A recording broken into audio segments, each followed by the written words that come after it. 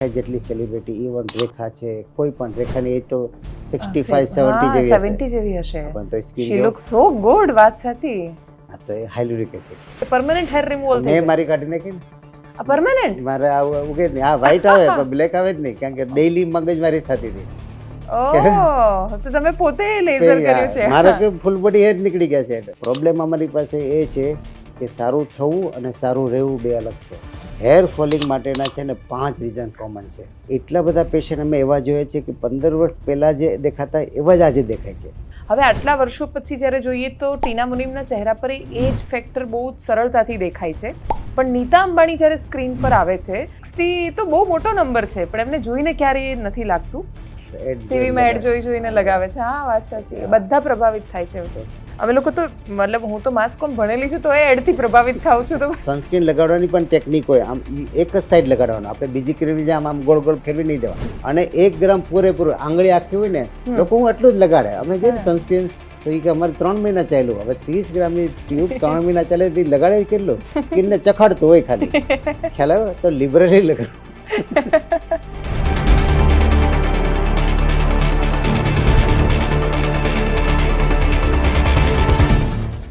નમસ્કાર, uncut podcast સાથે હું છું દેવાંશી. અને આજના પોડકાસ્ટ માટે હું એવું એટલે કહી રહી છું કે આ બધા જ માટે છે, કેમ કે એની ખૂબ વેરાયટી છે એ દર્શકોની. કે જો તમારી અંદર ઘણી બધી અંદરથી ઉત્સુકતા છે, કશું કરવું છે, એન્ટરપ્રિન્યોર બનવું છે, પણ મનમાં થોડી શંકા કુશંકાઓ છે, તો આ પોડકાસ્ટ તમારા માટે છે. તમે એકદમ યંગ છોકરી છો કે જેને અત્યારથી જ બહુ બધી બ્યુટીની ચિંતા છે, સુંદરતાની ચિંતા છે, મનમાં બહુ બધા પ્રશ્નો છે, તો એના માટે પણ આ પોડકાસ્ટ છે. એક મિડલ એજની સ્ત્રી પુરુષ બધા માટે એમની સ્કિનને લઈને એને ચિંતા છે, તો એના માટે આ પોડકાસ્ટ છે. તમે કોઈ એવા ગામડામાં છો અને ત્યાં તમને એવું લાગે છે કે ગામડામાં રહીને અમે શું કરી શકવાના, તો કદાચ એ પ્રશ્નનો જવાબ તમને આ સંવાદમાં મળી શકે છે. અને એટલે હું કહી રહી છું કે આ બધી જ ઉંમરના લોકો માટે છે, આ બંને જેન્ડર માટે છે, આ બધા જ માટે છે. આ એટલા માટે સ્પેશિયલ છે કેમ કે આમાં માત્ર સ્કિનની વાત નથી, આમાં સ્ક્રીન પર ચમકતા એક ચહેરાની પણ વાત છે, જેમની સફર સૌરાષ્ટ્રના એક ગામડાથી શરૂ કરીને આજે વિશ્વના ખૂણે ખૂણા સુધી પહોંચી છે. મારી પાસે ડૉક્ટર જગદીશ સખિયા છે. Thank you so much sir for joining અસ. અને ડૉક્ટર સખિયાની અત્યારે દેશમાં સૌથી વિશાળ એમની સોલો ડર્મેટોલોજી માટે કામ કરતી સ્કિન કેર ક્લિનિકની ચેઇન છે. અને એટલે જ બહુ જ બધા મનમાં પ્રશ્નો છે. Welcome sir. Thank you Devanshi for kind introduction. અને હું તમારી સાથે વાત કરવાનું જ્યારે વિચારી રહી હતી અને પછી બધા વિડીયોઝ જોઈ રહી હતી, તો ઇટ ઇઝ વેરી ઇન્સ્પાયરિંગ. એટલા માટે ઇન્સ્પાયરિંગ છે કેમ કે તમે પણ પોતાની લાઈફને જો કદાચ આમ પાછળ મોઢું ફેરવીને જુઓ તો ક્યારેય તમે કલ્પના કરી હતી કે સૌરાષ્ટ્રના એક ગામથી સફર આટલે સુધી પહોંચી જવાની છે? જરા પણ નહીં. જ્યારે ઇવન ડૉક્ટર થવાની પણ દૂર દૂર ગુંજાઈશ નહોતી, કારણ કે ફેમિલી બેકગ્રાઉન્ડમાં કોઈ ડૉક્ટર નહોતું. અને ઉપરાંત જે છે અમે જે જુનાગઢમાં ભણેલા છે ત્યાં કોઈ ઇન્ફ્રાસ્ટ્રક્ચર, કોઈ જે ફેસિલિટીઝ જુનાગઢના છે, તો ત્યાં અમારું અપ ટુ 12 ત્યાં થયેલું હતું. એટલે મહેનત કોઈ જે એમલેસ મહેનત કરતા હતા. તો અહીં લખેલું હશે ને ડૉક્ટર થવાનું, ખ્યાલ આવ્યો? એટલે એક ડેસ્ટિની છે ત્યારે કંઈ નક્કી નથી કે મારે, નહીંતર અત્યારની જનરેશન ફિક્સ હોય કે મારે ભાઈ ચાર્ટર્ડ એકાઉન્ટ થવું, મારે લોયર થવું, મારે એન્ટરપ્રિનર થવું છે, બિઝનેસમેન થવું ફિક્સ હોય. અત્યારે નાનપણથી જ જ્યારે અમારામાં અપ ટુ 12 જ્યારે મારું મેડિકલનું એડમિશન લેવાના ટેબલ ઉપર છે ને ત્યારે નક્કી કર્યું કે એન્જિનિયર લેવું કે મેડિકલ લેવું. ત્યારે છે ને કોમન એન્ટ્રી હતી. અત્યારે કેમ મેડિકલ એન્જિનિયર અલગ થયું, ત્યારે એક જ જગ્યાએથી બંને નક્કી થતું. તો કિંગ ટોસથી નક્કી કર્યું કે મેડિકલમાં જવું કે એન્જિનિયરિંગમાં. એટલે ડેસ્ટિની કંઈ નક્કી નહોતી, પરંતુ મને એટલી ખબર હતી કે મહેનત કરશું તો કંઈક ને કંઈક મળશે. અને મમ્મી પપ્પા એવું પ્રેશર નહોતા કરતા કે મેરા બેટા એન્જિનિયર બનેગા યા ડોક્ટર બનેગા? ના, એ એકદમ ફ્રીડમ હતી બાબતમાં. શું કરતા હતા મમ્મી પપ્પા? મમ્મી તો જે હોમ મેકર હતા એ જ, અને ફાધર છે સેલ ટેક્સમાં છે ને ઓફિસર હતા. એટલે એમને પણ કોઈ પ્રેશર નથી કર્યું, પણ એક ઈચ્છા હોય ને કે ભાઈ એન્જિનિયર છે ને 4 વર્ષમાં બની જાય ને જલ્દી કમાતો થઈ જાય, અને ડૉક્ટર બનતા 10 વર્ષ થાય તો એની ઇન્કમ થોડી મોડી કામ લાગે. એટલે ઈચ્છા હતી કે, પણ પછી એમ થાય કે આખા કુટુંબમાં ડૉક્ટર નથી તો એક ડૉક્ટર થાય તો આખા કુટુંબને ફાયદો થશે. તો એઝ એ બ્રોડર વે તરફ પછી એને મેડિકલમાં એન્કરેજ કર્યું કે ભાઈ મેડિકલમાં લઈ લે. અને કયા વર્ષમાં થયું તમારું મેડિકલ? મારું 1988માં. ઓહ, 1988માં છે એક મેડિકલ કર્યું. તો એ વખતે તો કોઈ આમ સ્કિન વિશે વિચારતું નહોતું કે ભાઈ ચામડીની પણ સારવાર કરાવીશું?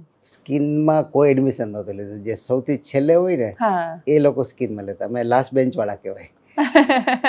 ઓર્થોપેડિક ને ગાયનેક ને પીડિયાટિશિયન ને મેડિસિન ને બધું પહેલાં ભરાતું સ્કિનમાં. કારણ કે પીજી કરવાની બહુ ઈચ્છા નહોતી. ત્યારે એમ થાય કે MBBS થઈ ગયું 30,000માં જોબ મળી જશે એટલે કામ ચાલુ કરી દઈએ. સેટલડ. હા. પછી વિચાર્યું કે નાના પોસ્ટ ગ્રેજ્યુએશન. ત્યારે તો પોસ્ટ ગ્રેજ્યુએશનનું એટલું બધું હતું પણ નહીં, સીટ પણ ઓછી હતી અને સીટ ઓછી હતી છતાં ખાલી રહેતી, કારણ કે કોઈને પોસ્ટ ગ્રેજ્યુએશન કરવું નહોતું. કારણ કે ગામડામાં બધા PHC CSC ખાલી જતા એટલે જોબ ઇઝીલી મળી જતી, કારણ કે આખા બધા જે વેકેન્ટ હતા. પરંતુ છતાં પણ મેં MD મળતું હતું ને એટલે પછી મેં ડર્મેટોલોજીમાં લીધું.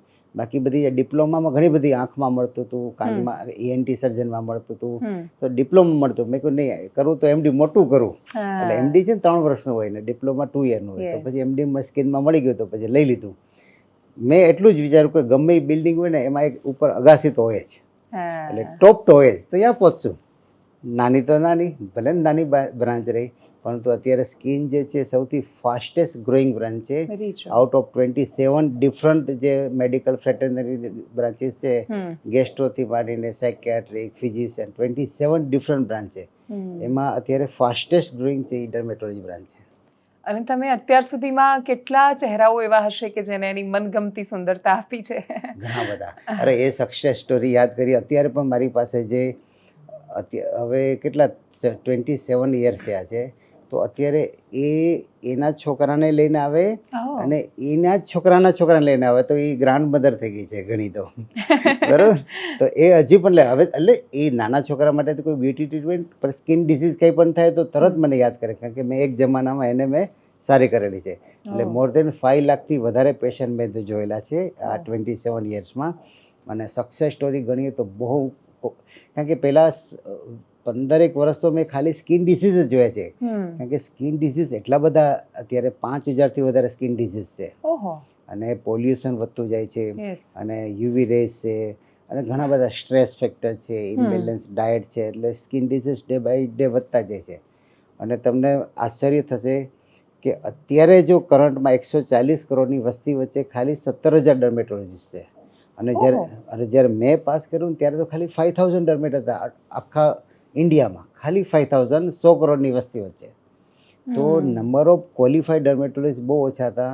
અને એ જે હતા એ બધા પાછા મોટા સિટીમાં, કારણ કે ગામડામાં કોઈ જવું નથી, મેટ્રો સિટીમાં અથવા કેપિટલ અથવા બિગ સિટી ડિસ્ટ્રિક્ટ સેન્ટરમાં હતા. બાકી જે પેરીફરી જે ભારત છે 70% છે હજી ટાયર 2 ટાયર 3માં છે. તો એ પોપ્યુલેશન તો હજી સર્વિસ નથી મળતી, કારણ કે જેટલા ડૉક્ટરો છે અહીંયા જ છે. એટલે પછી અમે AI આર્ટિફિશિયલ ઇન્ટેલિજન્સની મદદથી અમે એક મોડેલ તૈયાર કરશું, અને એ 20,000 નાના નાના ગામમાં અમે ક્લિનિક ઊભી કરશું કે એ લોકોને પણ ડિસ્ટ્રિક્ટ લેવલે, સ્ટેટ લેવલે જે ટ્રીટમેન્ટ મળે એવી મળી શકે, એવી અમે એક મોડેલ આખું બનાવવા જઈ રહ્યા છે. વાવ, વન્ડરફુલ.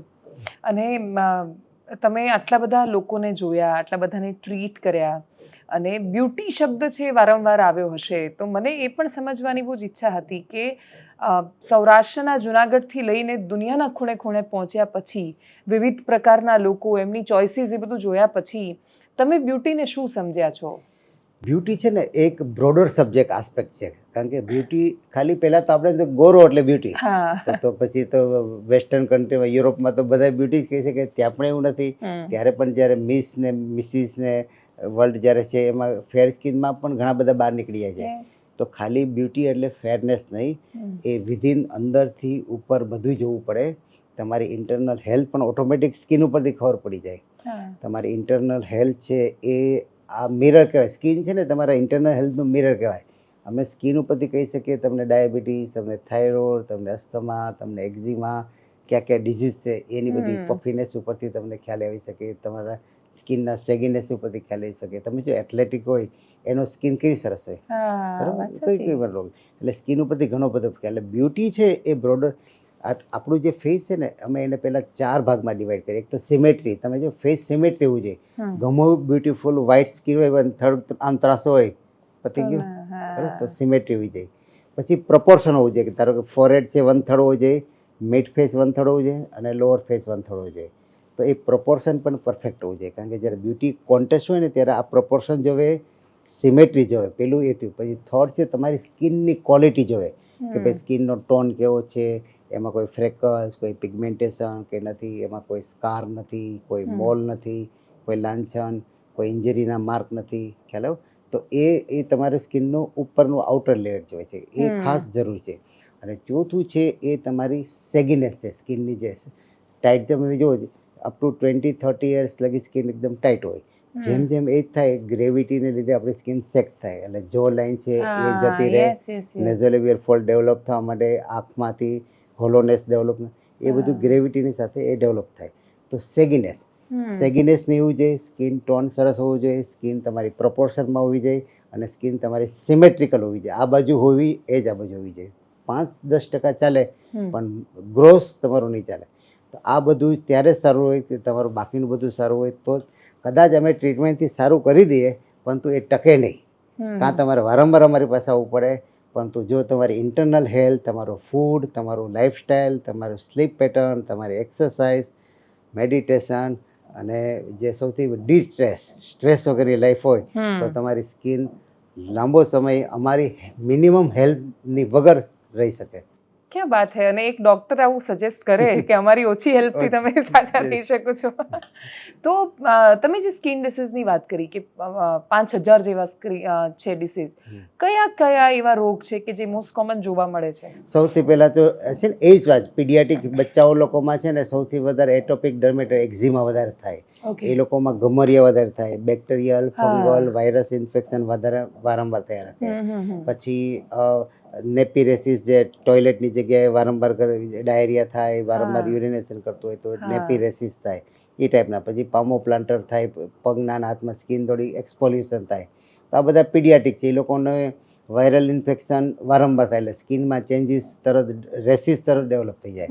એટલે શું છે કે હજી સ્કિન મેચ્યોર ન થઈ ને એટલે કંઈ પણ એક્સટર્નલ એન્વાયરમેન્ટમાં કંઈ પણ ફરક થાય, ગરમી વાતાવરણ બદલે એટલે તરત થઈ જાય, ઠંડી થાય એટલે તરત એને ઇન્ફેક્શન કાં એલર્જી કોમન થઈ જાય. એ બચ્ચામાં થઈ ગયું. ટીનેજરમાં છે સૌથી કોમન છે પિમ્પલ્સ. અત્યારે હોર્મોન્સ પ્રીમેચ્યોર થાય, અનવોન્ટેડ હેર ફેસમાં ડેવલપ થાય, હેર ફોલિંગ છે, ખ્યાલ આવ્યો?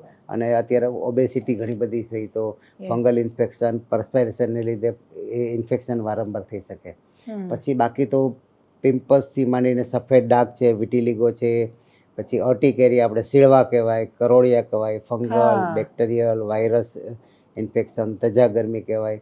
અને સૌથી વધારે જે અમારામાં પેમ્ફિગસ કરીને બ્લિસ્ટરિંગ ડિસીઝ છે, કોલેજન વાસ્ક્યુલર ડિસીઝ છે. એટલે આ જાતના એમાં પણ તમે ડિટેલમાં તો સબ ટાઈપમાં ઘણા બધા છે. ઝીનોડર્મેટોસિસ એટલે જીનેટિક જે બીમારી કહેવાય, સ્કિન કેન્સર, સ્કિન ટ્યુમર કેટલા બધા છે, basal cell carcinoma, squamous cell carcinoma, malignant melanoma, અને ઘણા બધા બિનાઇન ટ્યુમર પણ ઘણા બધા છે. પછી કેન્ડિડિયાસિસ કરીને એક ફંગલ ઇન્ફેક્શન, હેરના ડિસીઝ છે, નેઇલના ડિસીઝ છે, સ્કિનના ડિસીઝ છે. તમે લિસ્ટ છે ને લાંબુ, તમે લાંબુ છે આ તો. લાંબુ છે. તો મતલબ સ્કિનને ટૂંકમાં બહુ જ અંડર એસ્ટિમેટ કરવામાં આવે છે. એનો મતલબ તો એ થયો કારણ કે સ્કિનમાં છે ને મોર્ટાલિટી મરે ઓછા અમારા.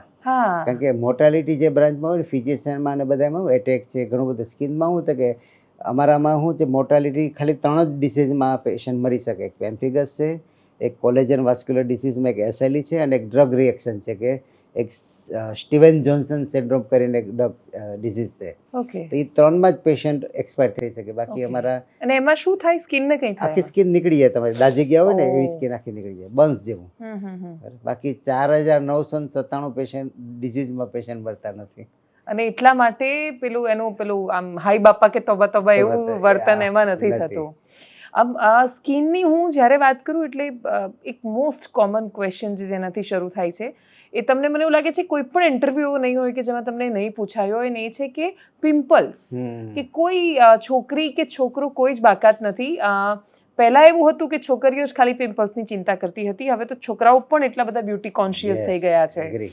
તો આટલું આ પિમ્પલ્સ છે એ શું ક્યારેય રોકાઈ શકે ખરા દવાથી? ડેફિનેટલી. પિમ્પલ્સ છે ને એના 5 કોમન કારણ છે. સૌથી જીનેટિક, ફાધર મધરની ઓઇલી સ્કિન હોય તો બચ્ચામાં આવવાની પ્રોપોર્શન જે શક્યતા છે 80-90% હોય. બીજું છે જે હોર્મોનલ ઇમ્બેલેન્સ કહેવાય, પીસીઓડી. ખાસ તો ફિમેલમાં જે છે મેલ હોર્મોનનો જે રેશિયો છે એ ઓલ્ટર થઈ ગયો હોય. અને મેલમાં સ્પેસિફિકલી બોડીમાં પુષ્કળ હેર ડેવલપ થવા માટે, અહીંયા હેર ઓછા થવા માટે એ લોકોને પિમ્પલ્સ થવાના શક્યતા વધારે હોય. કારણ કે ટેસ્ટોસ્ટેરોન રિલેટેડ થોડો હાઈ હોય. એ ઉપરાંત જંક ફૂડમાં છે ને કાર્બોહાઈડ્રેટ એટલે કે હાઈ ગ્લાયસેમિક ફૂડ. તમે જુઓ જે પણ કંઈ પાસ્તા છે, પીઝા છે, કોઈ પણ વસ્તુ, કેક, પેસ્ટ્રી, બેકરી આઇટમ છે, સ્વીટ છે, ફરસાણ છે, આ બધી વસ્તુ એવી છે કે એમાં કાર્બોહાઈડ્રેટ મેક્સિમમ હોય. એટલે જે હાઈ ગ્લાયસેમિક ઇન્ડેક્સવાળા ફૂડ ખાઓ ને એટલે ઓઇલ ગ્લેન્ડ સ્ટિમ્યુલેટ થાય અને એક્સ્ટ્રીમ છે. અને પછી બહુ સ્પાઇસી ખાઓ, બહુ પ્રિઝર્વેટિવ ખાઓ તો પણ તમારી ઓઇલ ગ્લેન્ડ સ્ટિમ્યુલેટ થાય. ઓકે. અને એ ઉપરાંત મિલ્કમાં અત્યારે પણ જો મિલ્ક છે ને અત્યારે ગડબડવાળું બહુ આવે, ઘણું બધું અંદર હોર્મોન્સ એનિમલમાં એ હોર્મોન્સ અલ્ટિમેટલી મિલ્ક દ્વારા પછી આપણામાં જ આવે છે. વાત સાચી. એટલે એ હોર્મોન્સ આવે. એ ઉપરાંત જીમમાં ઘણી પાવડર લેતા હોય, બોડી બિલ્ડર માટેના એમાં સ્ટીરોઇડ આવે, એનાબોલિક સ્ટીરોઇડ આવે, એને લીધે પણ થાય. ઘણી બીમારીને લીધે વારંવાર શરીરમાં હીટ થાય, કોઈ ડિઝીઝને લીધે પણ શરીરમાં હીટ થાય. એટલે ગોળીઓ લીધી છે ને ગરમ પડીઓ કહીએ છે. ટ્યુમર હોય કોઈ પણ જાતના હોય તો સ્કિનમાં થાય. પછી એન્વાયરમેન્ટ ચેન્જીસ થાય, ગરમી થાય, હીટ થાય, હ્યુમિડિટી વધે તો પણ પિમ્પલ્સ થાય. અને અત્યારે જોકે હવે તો એસી આવી ગયા. ડાયમંડમાં શું છે, સુરતમાં એક જ છત નીચે 300-400 જણા બેઠા હોય, એટલે આખું રૂમ પેક હોય, એટલે હ્યુમિડિટી એના વેન્ટિલેશન ન મળે. પિમ્પલ્સ છે ને ખરેખર એ સ્કિનનું કોન્સ્ટિપેશન કહેવાય. પસીનો છે એ સ્કિનનું યુરિન કહેવાય. બરાબર? આપણે કેમ કોન્સ્ટિપેશનમાં તકલીફ થાય, એમ ઓઇલ બને છે પણ નીકળી ન શકે, એટલે બોડી એને પસમાં કન્વર્ટ કરી નાખે. અને પછી ઘણા બેઠા બેઠા તોડતા હોય, અને એ પાણી જ્યાં જ્યાં આડે પછી ચેપ ફેલાય. ખ્યાલ? એટલે આ મલ્ટી એટલે સૌથી પહેલાં જો છે તમારે જો પિમ્પલ્સ સરખા કરવા હોય ને તો ટીનેજર સૌથી પહેલાં તો ખાણીપીણીમાં ધ્યાન રાખવાનું.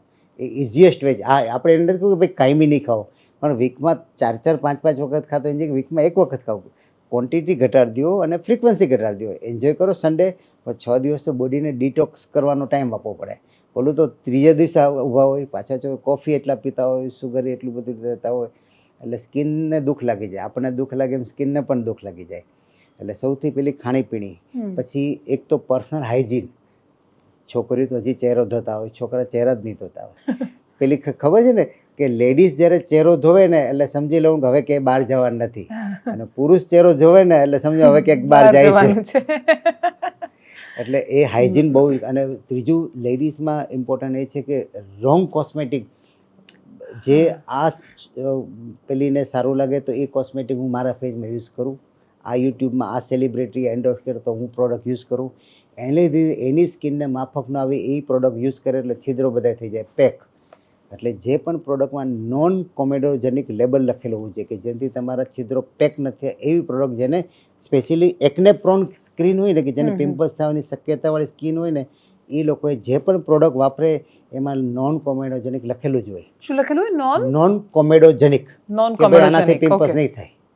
ઓકે, તો એ વાંચીને લેવાની. હા, એટલે જેને ખાસ પિમ્પલ થતું એ લોકો સ્પેસિફિકલી, અને જેટલી પણ સારી બ્રાન્ડની હશે એમાં લખેલું જ હશે. અને નોન કોમેડોજેનિકમાં શું થાય કે તમારા પિમ્પલ, એનું જે ક્રીમનો જે મોલિક્યુલર સાઇઝ છે ને એ થોડો મોટો હોય, એટલે તમારા છિદ્રો પેક નહીં કરી શકે. જે પેક કરી શકે. અને અત્યારે તમે જો ઘણી બધી એવી છે કે પુષ્કળ મેકઅપ લગાવે, પછી રાતે મેકઅપ સાફ જ ન કરે, અને પછી સવારે ઉઠી ત્યાં લઈ હવે છિદ્રો એવું છે કે તમારે એને ક્લીન તો કરવું જ પડે. અને ઘણીવાર એ મેકઅપ કાઢવા માટે પણ જે યુઝ કરે એ પણ ગડબડવાળો હોય, ક્લિન્ઝર પણ. એટલે તમારી સ્કિનને માફક, અમે છીએ ને ડર્મેટોલોજીસ્ટ, હવે એક વખત મળવાનું હોય. તમારો સ્કિન કેર જેને કે day cream, night cream, face wash, sunscreen છે, તમારું ઓઇલ છે, મોઇશ્ચરાઇઝિંગ ક્રીમ છે, એ એક વખત તમારે ડૉક્ટર પાસે જઈને પછી વાપરવાનું. કારણ કે અત્યારે હજારો પ્રોડક્ટ ઓનલાઈન મળે છે, પણ કોઈ ડર્મેટોલોજીસ્ટ નથી બનાવી. એટલે અમે ચાલુ કરી. કારણ કે એ લોકો શું છે કે 50 ઇન્ગ્રેડિયન્ટ જે માર્કેટમાં ગવર્મેન્ટે ઓવર ધ કાઉન્ટર જે અપ્રૂવ કર્યા એમાં પકડીને નાખી દે. એને એ નથી ખબર કે કઈ સ્કિનમાં શું કામ લાગે. તો 50 ઇન્ગ્રેડિયન્ટમાં અમને ખબર છે કે બિંગ એ ડર્મેટોલોજીસ્ટ ભાઈ કઈ જાતની સ્કિનમાં શું કામ લાગશે. એ તો ભાઈ ડાર્ક સ્કિનમાં પણ એ જ વાપરે, વ્હાઇટ સ્કિનમાં પણ એ જ વાપરે, સેન્સિટિવ સ્કિનમાં પણ એ જ વાપરે. તમારી સિઝનલ સ્કિન હોય, ઘણાનું ફેસમાં વચ્ચે ઓઇલી સ્કિન હોય, બાકીની બધી ડ્રાય હોય. હા, પેલો ટી ઝોન છે કે પણ અત્યારે વાપરવા વાળા તો એવી કઈ અલગ નહીં બનાવે કે તમારે એટલે આ વાપરવાનું, એટલે આ. એટલે તમારું કોસ્મેટિક જે તમે યુઝ કરો છો એનું ક્લિન્ઝિંગ, તમારું ફૂડ, તમારું પર્સનલ હાઇજીન અને એક્સરસાઇઝ. અત્યારે શું છે, એક્સરસાઇઝને લીધે છિદ્રો ખુલવા જોઈએ. જે છિદ્રો પેક કરે એટલે બીમારી કરે, અને એક્સરસાઇઝ વગર ક્યારેય નહીં ખુલે. એટલે ટીનેજરો ખાસ જેને પિમ્પલ્સ, એને 45 મિનિટ લગી વીકમાં 5 દિવસ માટે કંઈક ને કંઈક એક્ટિવિટી કરવી જોઈએ. કાર્ડિયાક એક્ટિવિટી, ખાલી વોક નહીં, મોટી ઉંમરે કરવાનો, 60. નાની ઉંમરે એવી પસીનો થાય ને એવી કંઈ એક્ટિવિટી કરવાની. અને હજી એક રીઝન છે કે મોબાઈલમાં છે બ્લુ લાઇટ આવે. બ્લુ લાઇટ પણ કોમેડોજેનિક છે. ઓહ. અને એનું એકદમ નજીકથી હવે તો શું છે ટેબ્લેટ ને મોટી મોટી સ્ક્રીન આવે એટલે બ્લુ લાઇટ છે ને એ પણ પિમ્પલ્સ કરે અને લેટ નાઇટ જાગે હા. બરાબર એટલે સ્લીપ ડિસ્ટર્બન્સ થઈ જાય તો એ પણ રીઝન પિમ્પલ્સ. પિમ્પલ્સ છે ને મલ્ટીફેક્ટોરિયલ છે. અમે જો નાનપણમાં જ્યારે આપણે હતા ગામમાં કોઈ પિમ્પલ આખા તમે 100ની વસ્તી હોય તો બે કોઈને ને નહોતા થાય થતા. હા, ત્યારે એક્ઝેક્ટલી. 10 8 ને હોય છે. હા. કારણ હા, 80% લોકોને પિમ્પલ્સ થાય છે. એનું કારણ આ બધું ક્યુમ્યુલેટિવ કહેવાય ને કે થોડું થોડું ટક ટક ટક કરતા એ દરવાજો ભેગું થઈ ખુલી રહ્યું છે. ગયો. એટલે અને પછી શું થાય પિમ્પલ્સ થવું કોઈ વાંધો નથી પરંતુ પિમ્પલ્સની જે સિક્વેલી જે સ્કારિંગ છે ને એ પછી લાઈફ ટાઈમ રહે છે અને પછી એજ સાથે જેમ જેમ સ્કિન તમારી લૂઝ થાય ને એમ એ સ્કાર વધારે દેખાતા જાય. ધારો કે પિમ્પલ્સ છે 18-20 વર્ષ થયા 2-5 વર્ષમાં કાં દવાથી મટી ગયા કાં કુદરતી મટી ગયા. પિમ્પલ્સ એવું છે કાંઈ ન કરો તો મટી તો જવાના જ છે પરંતુ જે નિશાની સ્કાર જે છૂટતા જાય ને એ પછી જેમ જેમ 35, 40, 50 થાય એટલે સ્કિન તમારી ગ્રેવિટી સાથે લૂઝ પડે એટલે પિમ્પલ એ જે સ્કાર બધા વાઇટ થાય પછી વધારે વર્ષ ખરાબ દેખાય. એટલે prevention is better than cure. અને છતાં પણ પિમ્પલ્સ થઈ ગયા તો અર્લી ટ્રીટમેન્ટથી આ ડેફિનેટ મટવા માટેની પાસે એટલા બધા લેઝર છે, એટલી બધી મેડિકેશન છે, એટલા બધા એની પાસે સ્ટેપ છે. સ્કાર માટે છે એની ટ્રીટમેન્ટમાં અર્બિયમ ગ્લાસ છે, ફ્રેક્શન CO2 લેઝર છે, પછી PRP છે, એક્ઝોઝોમ છે.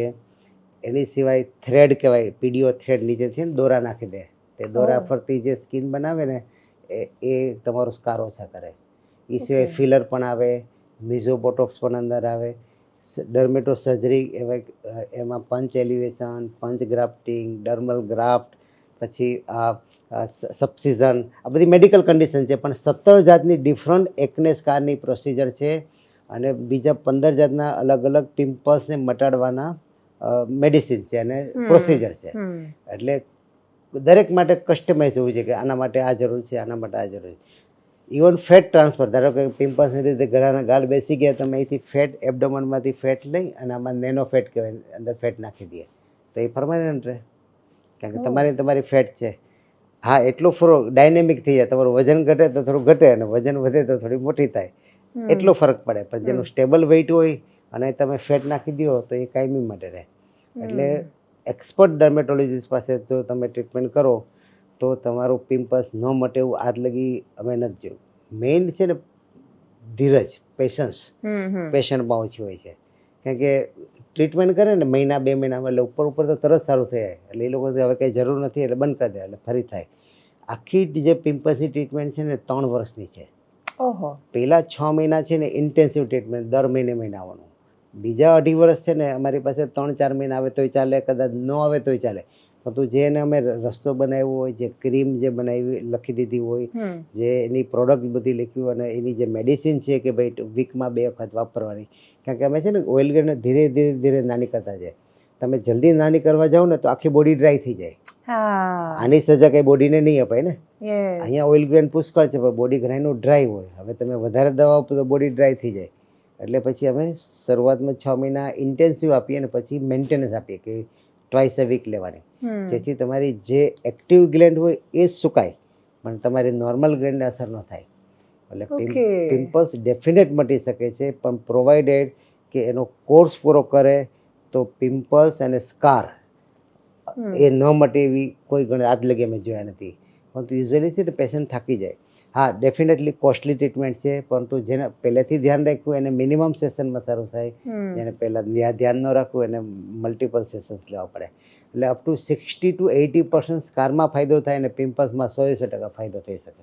સ્કાર એટલે પેલા પિમ્પલ સતત થયા હોય ને પછી જે પેલા ખાડા પડી જાય છે મોટા મોટા પસ વાળા એટલે પિમ્પલ ફોડાય કે ના ફોડાય? ન ફોડાય. ઓકે તો પિમ્પલ એની જાતે મટવા દેવા. હા સુકાઈ જાય અથવા એની ડર્મેટોલોજીસ્ટ જે ક્રીમ આપે ને અમુક છે ને જે બેન્ઝાઇલ પેરોક્સાઇડ છે કે ઘણી બધી ડ્રગ આવે કે એક કોમેડો લાઇટિક છે ઉપરથી કોમેડો ખોલ નાખે નીકળી જાય અને છતાં બહુ મોટું હોય તો પછી અમે મેડિસિન આપીએ 3-4 દિવસની એન્ટીબાયોટિક સુકાઈ જાય. તમે તોડો ને તો એ હાફ જ નીકળે બાકીનું હાફ અંદર રહે ને એ ગડબડ કરશે પછી એની ફરતું ઇન્ફ્લામેશન ક્રિએટ થાય ને નીચેથી સ્કિન સૂકવી નાખે. એ સ્કાર તરત નહીં દેખાય એ 5-6 મહિના પછી ત્યાં ખાડો દેખાય. શરૂઆતમાં આપણે એમ લાગે કે બેસી ગયું છે હવે કંઈ વાંધો નહીં પછી નીચેથી પછી સ્કિન છે ને શ્રિંક થાય એટલે પછી ખાડો ડેવલપ થાય.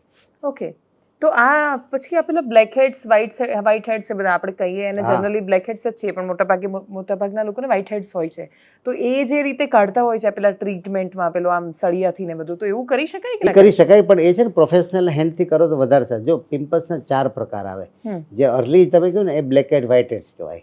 બરાબર, એ એમાં પેઇન ન હોય, એમાં પસ ન હોય. પછીના જે છે ને પસ્ચ્યુલર એકની કહેવાય, એમાં પસવાળા હોય, રેડ કલરના. હા પછી જે છે ને એને કહેવાય કે નોડ્યુલર એકની કહેવાય, ગાંઠવાળ એકની. હા અને પછી જે છે નોડ્યુલો સિસ્ટિક એકની છે, બધા જોડાય છે એકબીજા. અહીંથી પ્રેસ કરો તો અહીંથી પસ નીકળે. ઓહ ખ્યાલ હોય? બધા અંદર કોમ્યુનિકેશન ચેનલ કશું બની થઈ જાય, ગયું. હા. પછી તો બોડીમાં, ચેસ્ટમાં બધે ચાલુ થઈ જાય. કમરની ઉપર કોઈ પણ જગ્યાએ થઈ શકે. ઇવન માથામાં પણ ઘણાને એ ગરમી જેવું દેખાય ફોલ્લી, પણ એ ખરેખર માથાના પિમ્પલ્સ છે. ઓહો. બેકના પિમ્પલ્સ આવે, ચેસ્ટના પિમ્પલ્સ આવે, ફેસના આવે. તો આ જે છે ને 4 ટાઈપના. તો અર્લી જે બ્લેક એન્ડ વ્હાઇટ છે એ અર્લીએસ્ટ પહેલું સ્ટેજ કહેવાય. અને એ સૌથી ઇઝી છે. અને જો ત્યાંથી ટ્રીટ કરો ને તો પછી પાછળના સ્ટેજ ડેવલપ જ ન થાય. ઓકે બરાબર. તો બ્લેક હેડ અને વ્હાઇટ હેડ માટે બહારની જે સેલિસિલિક બેઝ જે ફેસ વોશ આવે, બેન્ઝાઇલ પેરોક્સાઇડ બેઝ જે ફેસ વોશ આવે, ગ્લાયકોલિક એસિડવાળા, એનાથી શું છે છિદ્રો છે ને ખુલી જાય, એટલે અંદરનું કંઈ ભેગું ન થાય. કેમ કે ફેસ વોશ ને બધા માટે તો એવી સમજ છે કે ભાઈ હિમાલયાનું લઈ લો ને લેકમેનું લઈ લો ને આનું લઈ લો, એટલે કંપની અથવા એને જે બ્રાન્ડ બનાવી એનાથી જ ઓળખાય છે. એની અંદરનું કોન્ટેન્ટ કોઈ ઇન્ગ્રેડિયન્ટ નથી કોઈ જાણતું. એ જ કહું છું કે આ બનાવ પાછળ છે ને ડર્મેટોલોજીસ્ટ છે ને બહુ ઓછા છે. ઓકે એટલે અત્યારે જેવું છે કે નીમ ગવર્મેન્ટ ફેસ વોશ ને હલ્દી ફેસ વોશ. પેશન્ટ એટલે અમારું જે એ અમારો જ વાક કહેવાય કે અમે અવેરનેસ નથી લેવા પેશન્ટમાં. ઓકે ધીરે ધીરે હવે અમારું એસોસિએશન છે, 17,000 ડર્મેટ છે, એટલે અમે પબ્લિકમાં બધે આપણે કેમ પોડકાસ્ટ હા, એમ yes. મેજોરિટી ચાલુ કરી દીધા છે. તો ઓકે જેટલા તમે જેમ તમારો રીચ વધારે એમ અમારો રીચ વધારે, એમ લોકોને હા. અવેરનેસ આવશે કે ઇન્ગ્રેડિયન્ટ વાંચતા થાવ કે ભાઈ તમે જે ફેસ વોશ વાપરો છો, તમે ડે ક્રીમ, તમે બ્રાઇટનિંગ ક્રીમ વાપરો છો, તમે નાઇટ રિપેરિંગ ક્રીમ વાપરો છો, તમે સનસ્ક્રીન છે તો એમાં પણ કેટલા બધા જાતના ઓકે SPF 30, 40, હા. 50, 100, 125 એવા SPF હોય. તો આપણી સ્કિનમાં ક્યુ શૂટ થઈ ખબર નથી. આપણી ઓઇલી સ્કિન હોય તો જેલ બેઝ સનસ્ક્રીન વાપરવાના, અને Okay. ડ્રાય સ્કિન હોય તો ક્રીમ બેઝ સનસ્ક્રીન વાપરવાના, તો જાજો ટકે. હમ. અને તમારા બોડીમાં હોય તો લોશન આવે છે ઘણા, અને હા. હવે તો સ્પ્રે પણ આવી ગયા છે. અને 2 જાતના સનસ્ક્રીન આવે, કેમિકલ સનસ્ક્રીન અને ફિઝિકલ સનસ્ક્રીન. ઓકે જ્યારે વધારે પડતું તમારે તડકામાં રહેવાનું હોય તો ફિઝિકલ ને કેમિકલનું કોમ્બિનેશન રાખવાનું. બરાબર. ઓકે કેમિકલ સનસ્ક્રીનની ઇફેક્ટ માનો લગાડો તો 20 મિનિટ પછી આવે, 30 મિનિટ પછી આવે. એટલે ઘણી વાર શું લગાડીને તરત બહાર નીકળે તો પતી ગયું, કારણ કે ઇફેક્ટ તો જે આવી નથી ને એ તડકામાં આટો મારવાનો. 30 મિનિટ ચક્કર મારીને પાછા આવે ત્યાં તો હજી ઇફેક્ટ આવી ને ગડબડ તો ત્યાં લગી થઈ ગઈ હોય. ઓકે એટલે તડકામાં જવાની 30 30 મિનિટ મિનિટ પહેલા પહેલા લગાડવાનું. લગાડવાનું તો જ ઇફેક્ટ આવશે. ઓકે એમાં જે ફિઝિકલ સનસ્ક્રીન ની તરત આવી જાય. ફિઝિકલ સનસ્ક્રીન એટલે એક જાતની છત્રી. એમાં જે ઝિંક ઓક્સાઇડ છે એ બધા એવા છે કે ટિટેનિયમ ડાયોક્સાઇડ છે, એ જાતના સનસ્ક્રીન છે ને એ તરત ઇફેક્ટ આવે. એટલે Okay. તમે જે સ્પોર્ટ્સ ને જે બીચ ઉપર ને બધે લગાડતો હોય ને આ ફિઝિકલ સનસ્ક્રીન, કારણ કે અચ્છા. લગભગ બંધ કરી દે. ઇફેક્ટ યુવી રેસની નહીં આવે. નહીં તો ઘણા પેશન્ટ અમારી પાસે આવે કે અમે તો બહાર ગયા હતા હમણાં દિવાળીમાં ફરાઈ ગયા હતા, અમે તો આખો દિવસ સનસ્ક્રીન લગાડ્યું તો એ તો સનબર્ન એમે થઈ કાળા ગયું. થઈ ગયા. હા. તો એને આવી જગ્યાએ ફિઝિકલ સનસ્ક્રીન વાપરવાનું હા અથવા મારી સાથે કોમ્બિનેશન એવું જ થયું વાપરવાનું. હતું. હું ગોવા ગઈ એટલે આમ બીચ પર જવા નીકળી એની પહેલા સનસ્ક્રીન લગાવ્યું હા, અને પછી તરત પહોંચી ગઈ ને પછી આવીને કહ્યું કે આ સનસ્ક્રીન કઈ કામનું નથી, સનબર્ન તો થાય જ છે. 30 મિનિટ પહેલા લગાડી નીકળો તો એ 3 કલાક પ્રોટેક્શન આપે. 3 હા. કલાક પછી તમારે રીએપ્લાય કરવાનું, કારણ કે 3 કલાક. Okay. અને સનસ્ક્રીન લગાડવાની પણ ટેકનિક હોય. આમ એક જ સાઈડ લગાડવાનું, આપણે બીજી ક્રીમની જેમ આમ ગોળ ગોળ ફેરવી નહીં દેવાનું. અચ્છા આમ ખાલી એક લેયર. એક લેયર બનાવવાનું. આ હવે તમે 2 વખત આમ કરો તો એ લેયર તૂટી જાય. એટલે કોઈ પણ જગ્યાએ છે ને યુની ડાયરેક્શન એક જ સાઈડ આમ લગાડવાનું. જેટલી વખત લગાડો એક જ સાઈડ લગાડવાનું. અને 1 ગ્રામ પૂરેપૂરું આંગળી આખી હોય ને, લોકો હું એટલું જ લગાડે. અમે કહીએ ને સનસ્ક્રીન તો એ કે અમારે 3 મહિના ચાલ્યું. હવે 30 ગ્રામની ટ્યુબ 3 મહિના ચાલે તો લગાડે કેટલું? સ્કિનને ચખાડતું હોય ખાલી. ખ્યાલ આવે તો લિબરલી લગાડવું. મેં કહ્યું આમાં તો લોભ નહીં કરાય ને, બીજે કરી શકાય. નહીં, આજે મને રિયલાઇઝ થઈ રહ્યું છે કે આમ ખોટા પૈસા જ વાપરે છે બધા લોકો આ પ્રોડક્ટ્સ પાછળ, કોઈને લગાવતાય નથી આવડતું હા. અને ક્યારે લગાવવાનું એની સમજણ નથી મોટા ભાગે. અમે જોઈએ ને કે અમને પોતાને દુઃખ થાય કે એટલા બધા serum, vitamin C, vitamin E, એના કોન્સન્ટ્રેશન કોઈને કાંઈ ખબર ન હોય. એ ક્યારે લગાડવાનું એ ખબર ન હોય. એની ફ્રીક્વન્સી, એની ક્વોન્ટિટી, ડ્યુરેશન, કેટલો સમય લગાડી શકાય કાંઈ ખબર નહીં. બધા બસ એડ ટીવીમાં એડ જોઈ જોઈને લગાવે છે. હા વાત સાચી, બધા પ્રભાવિત થાય છે. અમે લોકો તો મતલબ હું તો માસ કોમ ભણેલી છું તો એ એડથી પ્રભાવિત થાઉં છું તો બાકી બીજો એક પ્રશ્ન મને ઇવન આ પિમ્પલ્સ એકને અથવા સ્કિન ડિસીઝને લઈને કે મોટા ભાગે બાળક તો બધા સરસ જ લાગતા હોય, બાળપણમાં તો બધા એટલા સુંદર લાગે, જેવા એ 13, 14, 15 વર્ષ એટલે એમની ટીનેજમાં પહોંચે એટલે એમને સ્કિનની સમસ્યાઓ શરૂ થાય. શું એટલી ઉંમરે ટ્રીટમેન્ટ કરી શકાય? એ લોકોની જે ટ્રીટમેન્ટ છે ને એક્સટર્નલ થોડી વધારે અમે કરીએ આમ, અને કોઈ ડિવાઇસ બેઝ યુઝ્યુઅલી અમે અવોઇડ કરીએ. અપ ટુ 18 યર્સ અમે કોઈ મશીન અવોઇડ કરીએ. હા, કોઈ રેર કન્ડિશનમાં બહુ સિવિયર થઈ ગયું તો પછી અમે ઇન્ટરવેન કરીએ ફેમિલી પેરેન્ટ્સના કન્સેન્ટ લઈને. પરંતુ બાકી તમે મેડિસિનથી અને એક્સટર્નલ એપ્લિકેશનથી પણ એ લોકોનું સોલ્યુશન આપો. મેઇન તો લાઇફસ્ટાઇલ મોડિફિકેશન, જે લોકોના અર્લી ડેવલપ થયા ઇટ મીન્સ કે હોર્મોનલ ચેન્જીસ ખાલી સ્કિનમાં નથી, આખા બોડીમાં થાય છે. તો અમે એમાં હેલ્પ કરીએ પેરેન્ટ્સને, એનું કાઉન્સિલિંગ કરીએ, રૂટ કોઝ આઈડેન્ટિફાઈ કરીએ કે આને શું કામ થયું. જ્યારે બર્થ થયું ને તો આપણા ફેસમાં બોડીમાં એક હાઇલ્યુરિક એસિડ કરીને એક સુગર હોય સ્કિનમાં, એ 100% હોય. ઓકે, બરાબર. જેમ જેમ એજ થતી જાય ને એમ દર 10 વર્ષે 10% એ ડિપ્લીટ થાય, ઘટતું જાય. એટલે તમે જો 80-90 વર્ષે સ્કિન એકદમ કાગળ જેવી થઈ ગઈ હોય, શું કામ કે નીચે ઘટી ગયું હોય. હવે એ કોઈને છે ને સ્પીડમાં ઘટે અને કોઈને સ્લોલી ઘટે. ઘટવાનું તો છે જ, એજિંગ ઇઝ એ ઇનએવિટેબલ પ્રોસેસ, કોઈ રોકી ન કે તમે રિવર્સ કરી શકો થોડી અંતે અથવા સ્લો કરી શકો. પણ તમે એમ કહો કે ભાઈ હું 60 વર્ષે 20 વર્ષનો દેખાવ તો એવું ઇમ્પોસિબલ છે. ખ્યાલ? એ પછી મેકઅપથી થઈ શકે, સર્જરીથી તમે અમુક પાર્ટ કરી શકો પણ પછી આખું બોડી તો નહીં કરી શકો. ઓકે. અને ક્યારે એવું સમજવાનું કે ડર્મેટોલોજિસ્ટને બતાવવાની જરૂર આવી ગઈ છે? હા, તમે તમારા જે હોમ કેર ટ્રીટમેન્ટથી, કારણ કે હોમ કેર ટ્રીટમેન્ટમાં ડાયટ છે, અમુક જે ઘરગથ્થુ જે તમે ઘણી બધી જે છે ઉપચારો જે છે જે પ્રુવન છે, આપણે આયુર્વેદિકમાં પણ લખેલું છે કે ઘણી બધી આપણી ઘરમાં જે પ્રોડક્ટ છે, લેમનથી લઈને ઘણી બધી છે, કડ છે, બરાબર, હા, ગુલાબજળ છે, એ બધું જે યુઝ કરવા છતાં પણ ન થાય તો અમારી પાસે આવવાનું. અમે મેડિકેટેડ જે કોન્સન્ટ્રેટેડ જે બચ્ચાઓને જે સૂટ થાય એનો પીએચ અમે જોઈએ.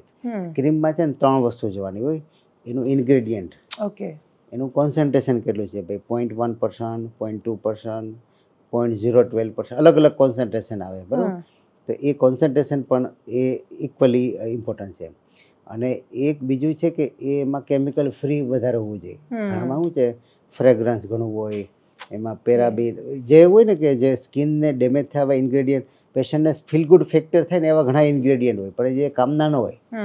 મેડિકેટેડ છે ને યુઝ્યુઅલી એમાં સ્મેલ ન હોય, એમાં કલર ન હોય, કલરલેસ હોય, ઓડરલેસ હોય, આમ તમને ફીલ ન આવે. પણ તમે જો કોઈ પણ મોઇશ્ચરાઇઝિંગ ક્રીમ લગાડો તો એનું કોઈ થેરાપેટિક વેલ્યુ ન હોય, એનાથી કોઈ રોગ સારો ન થાય, પણ તમને આમ સારું લાગે કંઈક લગાવ્યું છે. આ પરફ્યુમ કેમ લગાડો, એનાથી કંઈ થાય નહીં પણ સારું લાગે ને બીજાને સારું લાગે. પણ અમારું કામ શું છે કે સોલ્યુશન આપવાનું. એટલે અમે જે પ્રોડક્ટ નક્કી કરીએ કે ભાઈ એને ડે ક્રીમ, નાઇટ ક્રીમ છે, એનું જે ક્લેન્ઝર છે, ઇવન બચ્ચાઓએ પણ હવે સનસ્ક્રીન વાપરવું બહુ જરૂર છે, કારણ કે એ લોકોની સ્કિન તો સમગ્ર ડેલિકેટ હોય, બરાબર. એ લોકોનું એસપીએફ થોડું અલગ હોય, એ લોકોનું કોન્સન્ટ્રેશન થોડું અલગ હોય. પણ અત્યારે બચ્ચાઓએ ખાસ તો swimming pool, water park, sea વોટરમાં જાતે એ લોકો તો બહુ વાપરો. ને તો જે ટેનિંગ થઈ જાય ને પછી ધીરે ધીરે છે ને એ ઇરિવર્સિબલ ટેનિંગ થઈ જાય. પછી અમારી પાસે ગ્લુટાથાઇન ઇન્જેક્શન લેવા આવે રિવર્સ કરવા માટે. તો એ ન લેવા હોય ને તો પહેલેથી ધ્યાન રાખવાનું. તો સખ્યાસ ક્લિનિક પોતાની પ્રોડક્ટ્સ પણ બનાવી રહ્યું છે. અમે આ 21 જેટલી ડિફરન્ટ પ્રોડક્ટ બનાવીએ છીએ. એમાં જે ઓવર ધ કાઉન્ટર છે એ બધી છે અને બાકીની મેડિકેટેડ છે. મેડિકેટેડ તો પ્રિસ્ક્રિપ્શનમાં જશે, પણ ઓવર ધ કાઉન્ટરમાં અમે ઘણી બધી છે. મેઇન તો જે ટીનેજરને, એડલ્ટને છે, એન્ટી એજિંગ ક્રીમ છે, ફેસ વોશ છે, હેર ઓઇલ છે, અમુક જે છે ટિપિકલી જે થેરાપેટિક વેલ્યુવાળું, ખાલી આમ તમને લગાડો તો સારું લાગે એવું નહીં, એકચ્યુઅલી વર્ક કરે એ જાતના અમે અલગ અલગ 21 ડિફરન્ટ પ્રોડક્ટ બનાવ્યા છે. અને બીજા 20 પ્રોડક્ટ પાઇપલાઇનમાં છે. ટોટલ ધીરે ધીરે 100 જેટલા પ્રોડક્ટ બનાવશું. નેલ છે, હેર પ્રોડક્ટ છે, સ્કિન છે, લિપ છે અને બોડી સ્ટ્રેચ માર્ક બધું એમાં આવી જશે ધીરે ધીરે. તો મને એક પરિવારના 2 સ્ત્રીઓ જેનું હું ઉદાહરણ હું હંમેશા સમજવાની કોશિશ કરું, એ ડિકોડ નથી કરી શકી. તમે બહુ જ બધા સેલિબ્રિટીઝને ટ્રીટ કર્યા જ હશે, એ મને ખ્યાલ છે, એટલે આ પ્રશ્ન છે કે અંબાણી પરિવારના 2 વહુ, ટીના મુની અને નીતા અંબાણી, એક સમય હતો કે ટીના મુનીમ હિરોઈન બહુ જ સુંદર લાગે, બહુ જ જબરદસ્ત લાગે, નીતા અંબાણી પણ સરસ લાગતા હતા, પણ ટીના મુનીમની ચર્ચાઓ બહુ હતી.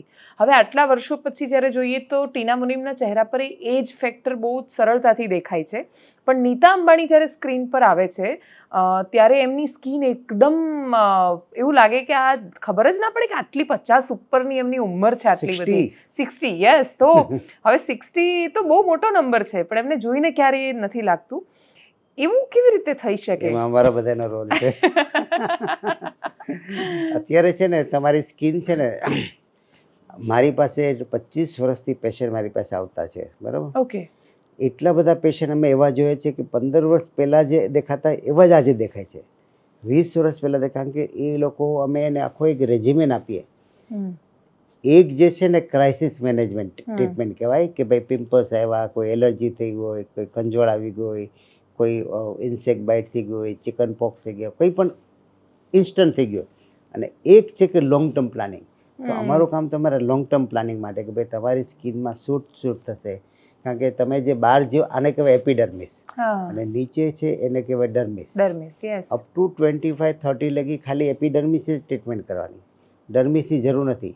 પણ 30 પછી તમારે ડર્મિસનું પણ ધ્યાન રાખો, નહીં તો દર 10 વર્ષે ડર્મિસ તમારું નાનું થતું જાય, એટલે પેલી સ્કિન પાતળી થતી જાય, લૂઝ થાય, રિંકલ્સ, ઝુરિયા, ડલ, લસ્ટરનેસ, ઇઝીલી ટેનિંગ થઈ જાય. કોઈ પણ ચેન્જીસ આવે એન્વાયરમેન્ટમાં, આમ બહાર ઠંડી થાય, બહાર ગયા હોય એક સિટીમાંથી બીજા સિટીમાં તમે ઇવન ગયા હોય, તડકામાં પણ ન ગયા તો તમારી સ્કિનના ચેન્જીસ આવે. તો એ માટે સ્કિનમાં સૌથી બેસ્ટ જે છે હાઇલ્યુરિક એસિડ, એક સ્કિન બૂસ્ટર કહેવાય. આ જેટલી સેલિબ્રિટી જેટલી તમને સ્ક્રીન ઉપર જે શાઇનિંગ દેખાય ને, કોઈ કહેતી હોય ને કે હું નથી લેતી, એ જૂઠું બોલે છે. ખ્યાલ આવ્યો?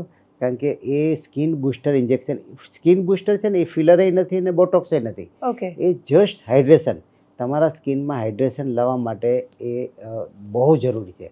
અને સ્કિન બૂસ્ટરમાં જે હાઇલ્યુરિક એસિડ છે ને એ એનો મોલિક્યુલર સાઇઝ મોટો હોય એટલે એ અંદર ન જઈ શકે. એટલે તમે હાઇલ્યુરિક એસિડની સિરમ લગાવો ને તો એ અંદર ન જાય, ખાલી ઉપર તમને મોઇશ્ચર આપે, પણ એની એન્ટી એજિંગ ઇફેક્ટ તો તમારે ઇન્જેક્શન જ નીચે જવું પડે. અને ઇન્જેક્શન અત્યારે એટલા ટાઇની નાના આવી ગયા છે એટલે ઓલમોસ્ટ પેઇનલેસ છે. અથવા એને ગનથી આપી શકાય, એક રોલર આવે, ડર્મા રોલરથી આપી શકાય, ડર્મા પેનથી આપી શકાય, અથવા તમે ઇન્જેક્ટ કરી શકો. પણ એની જે જેટલો અત્યારે જે દેખાય જેટલી સેલિબ્રિટી, ઇવન રેખા છે, કોઈ પણ રેખાની એ તો 65-70 જેવી હશે. પણ તો સ્કિન શી લુક સો ગુડ. વાત સાચી. હા, તો એ હાઇલ્યુરિક એસિડ. ફિલર છે ને એવું છે કે એ સ્પેસિફિક એરિયામાં કામ લાગશે. માનો કે તમારે અહીંયા લિફ્ટિંગ કરવું હોય તો ફિલર કામ લાગે. તમારું નેઝોલેબિયલ ફોલ્ડ છે, પેલું અમુક વિડિયો જોયા આમ કરે આ છે. હા, ઓકે. ખેંચે એક થ્રેડ આવે, થ્રેડ થી કરે, ફિલર થી કરે. બોટોક્સ ખાલી તમારા અપર ફેસમાં જ કામ લાગે. તમે જ્યારે એક્સપ્રેશન લાઈન કરો ને, તમે ઉપર કરો તો જે લાઈન પડે ને એ બોટોક્સ. પછી અહીં જે સ્માઇલ કરવાની જે ક્રોસ ફિટ પડે ને એ, અને અહીંયા તમે ગુસ્સો આવે ને, ગુસ્સાની લાઈન, બસ આ તો એ 3 જગ્યાએ બોટોક્સ આવે. બોટોક્સ મસલમાં કામ કરશે. અને નીચે આ બધી જગ્યાએ મસલ્સ, એટલે આ સ્કિન લૂઝ પડી ગઈ તો સ્કિનને સપોર્ટ કરવા માટે ફિલર જોઈએ. ફિલર પણ સાયન્સ અને આર્ટ બને છે. કોઈ પણ માણસ ફિલર આપી દેવું નહીં. ઘણી સેલિબ્રિટીના ચહેરા બગડી ગયાનું કારણ શું થાય કે નોન ડર્મેટોલોજીસ્ટ પાસે લેતા હોય, સલૂનમાં લેતા હોય, પાર્લરમાં લેતા હોય. ખ્યાલ આવ્યો? DHMS, BHMS, આયુર્વેદિક ડૉક્ટર છે, નેચરોપેથી ડૉક્ટર પણ અત્યારે ડેન્ટિસ્ટ ફિલર આપતા હોય છે.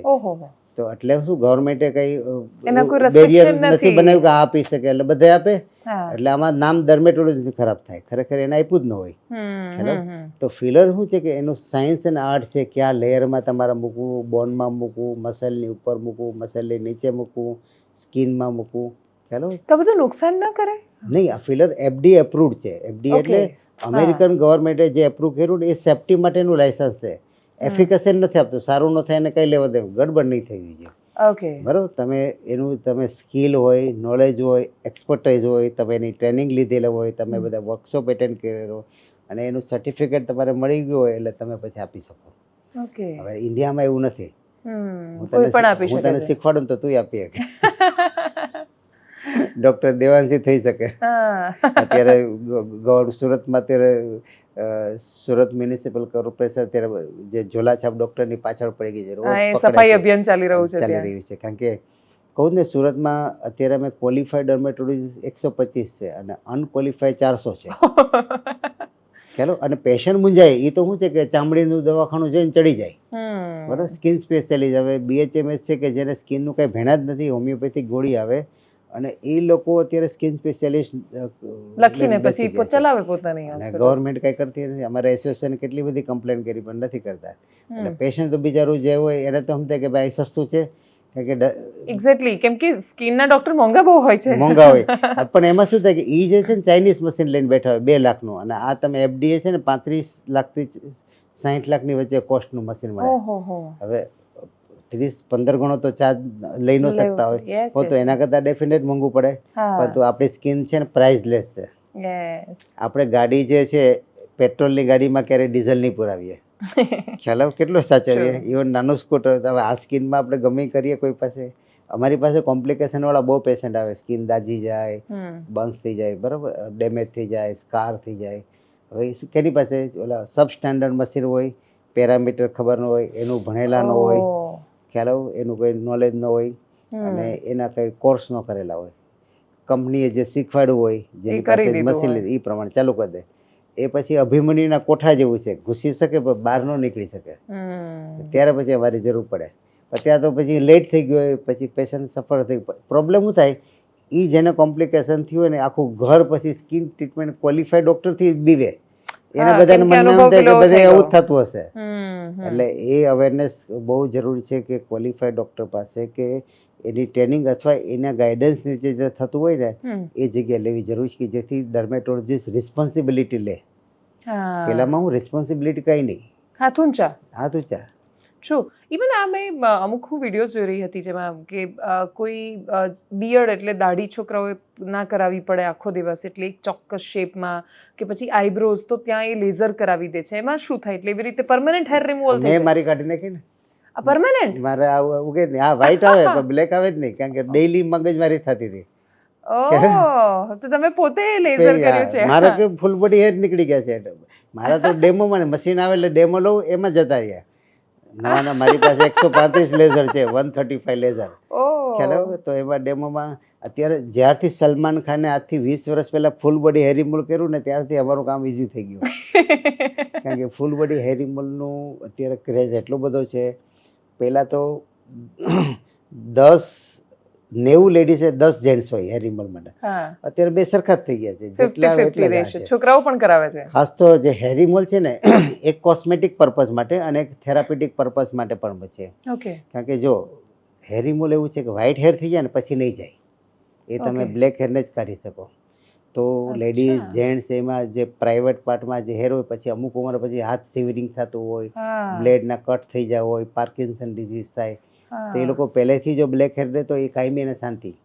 વારંવાર ફંગલ ઇન્ફેક્શન ન થાય, પાઇલોનિડલ સાઇનસ ન થાય. ઘણાને બગલમાં જ ઓબેસિટી હોય ને હેર હોય ને તો ફંગલ ઇન્ફેક્શન વારંવાર થાય. પેલું ઓડર સ્મેલ, ફાઉલ સ્મેલ આવે, હેર તમારું નીકળી જાય એટલે પછીનો ત્યાં ભેગો ન થઈ શકે, બરાબર.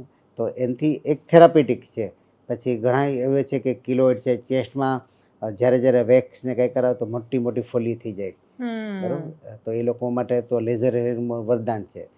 એટલે કોસ્મેટિક પર્પઝ તો સારું જ દેખાય એના માટે, પણ આ થેરાપેટિક. ને અમુક લેડીઝમાં PCOD હોય તો જેન્ટ્સમાં કેવા બાળ હોય એવા આવી જાય અહીંયા. હા, વાત સાચી, આવી જાય છે. તો એ લોકો માટે તો એ તો શું છે કે એકદમ જરૂરી છે. એના વગર તો ચાલે નહીં.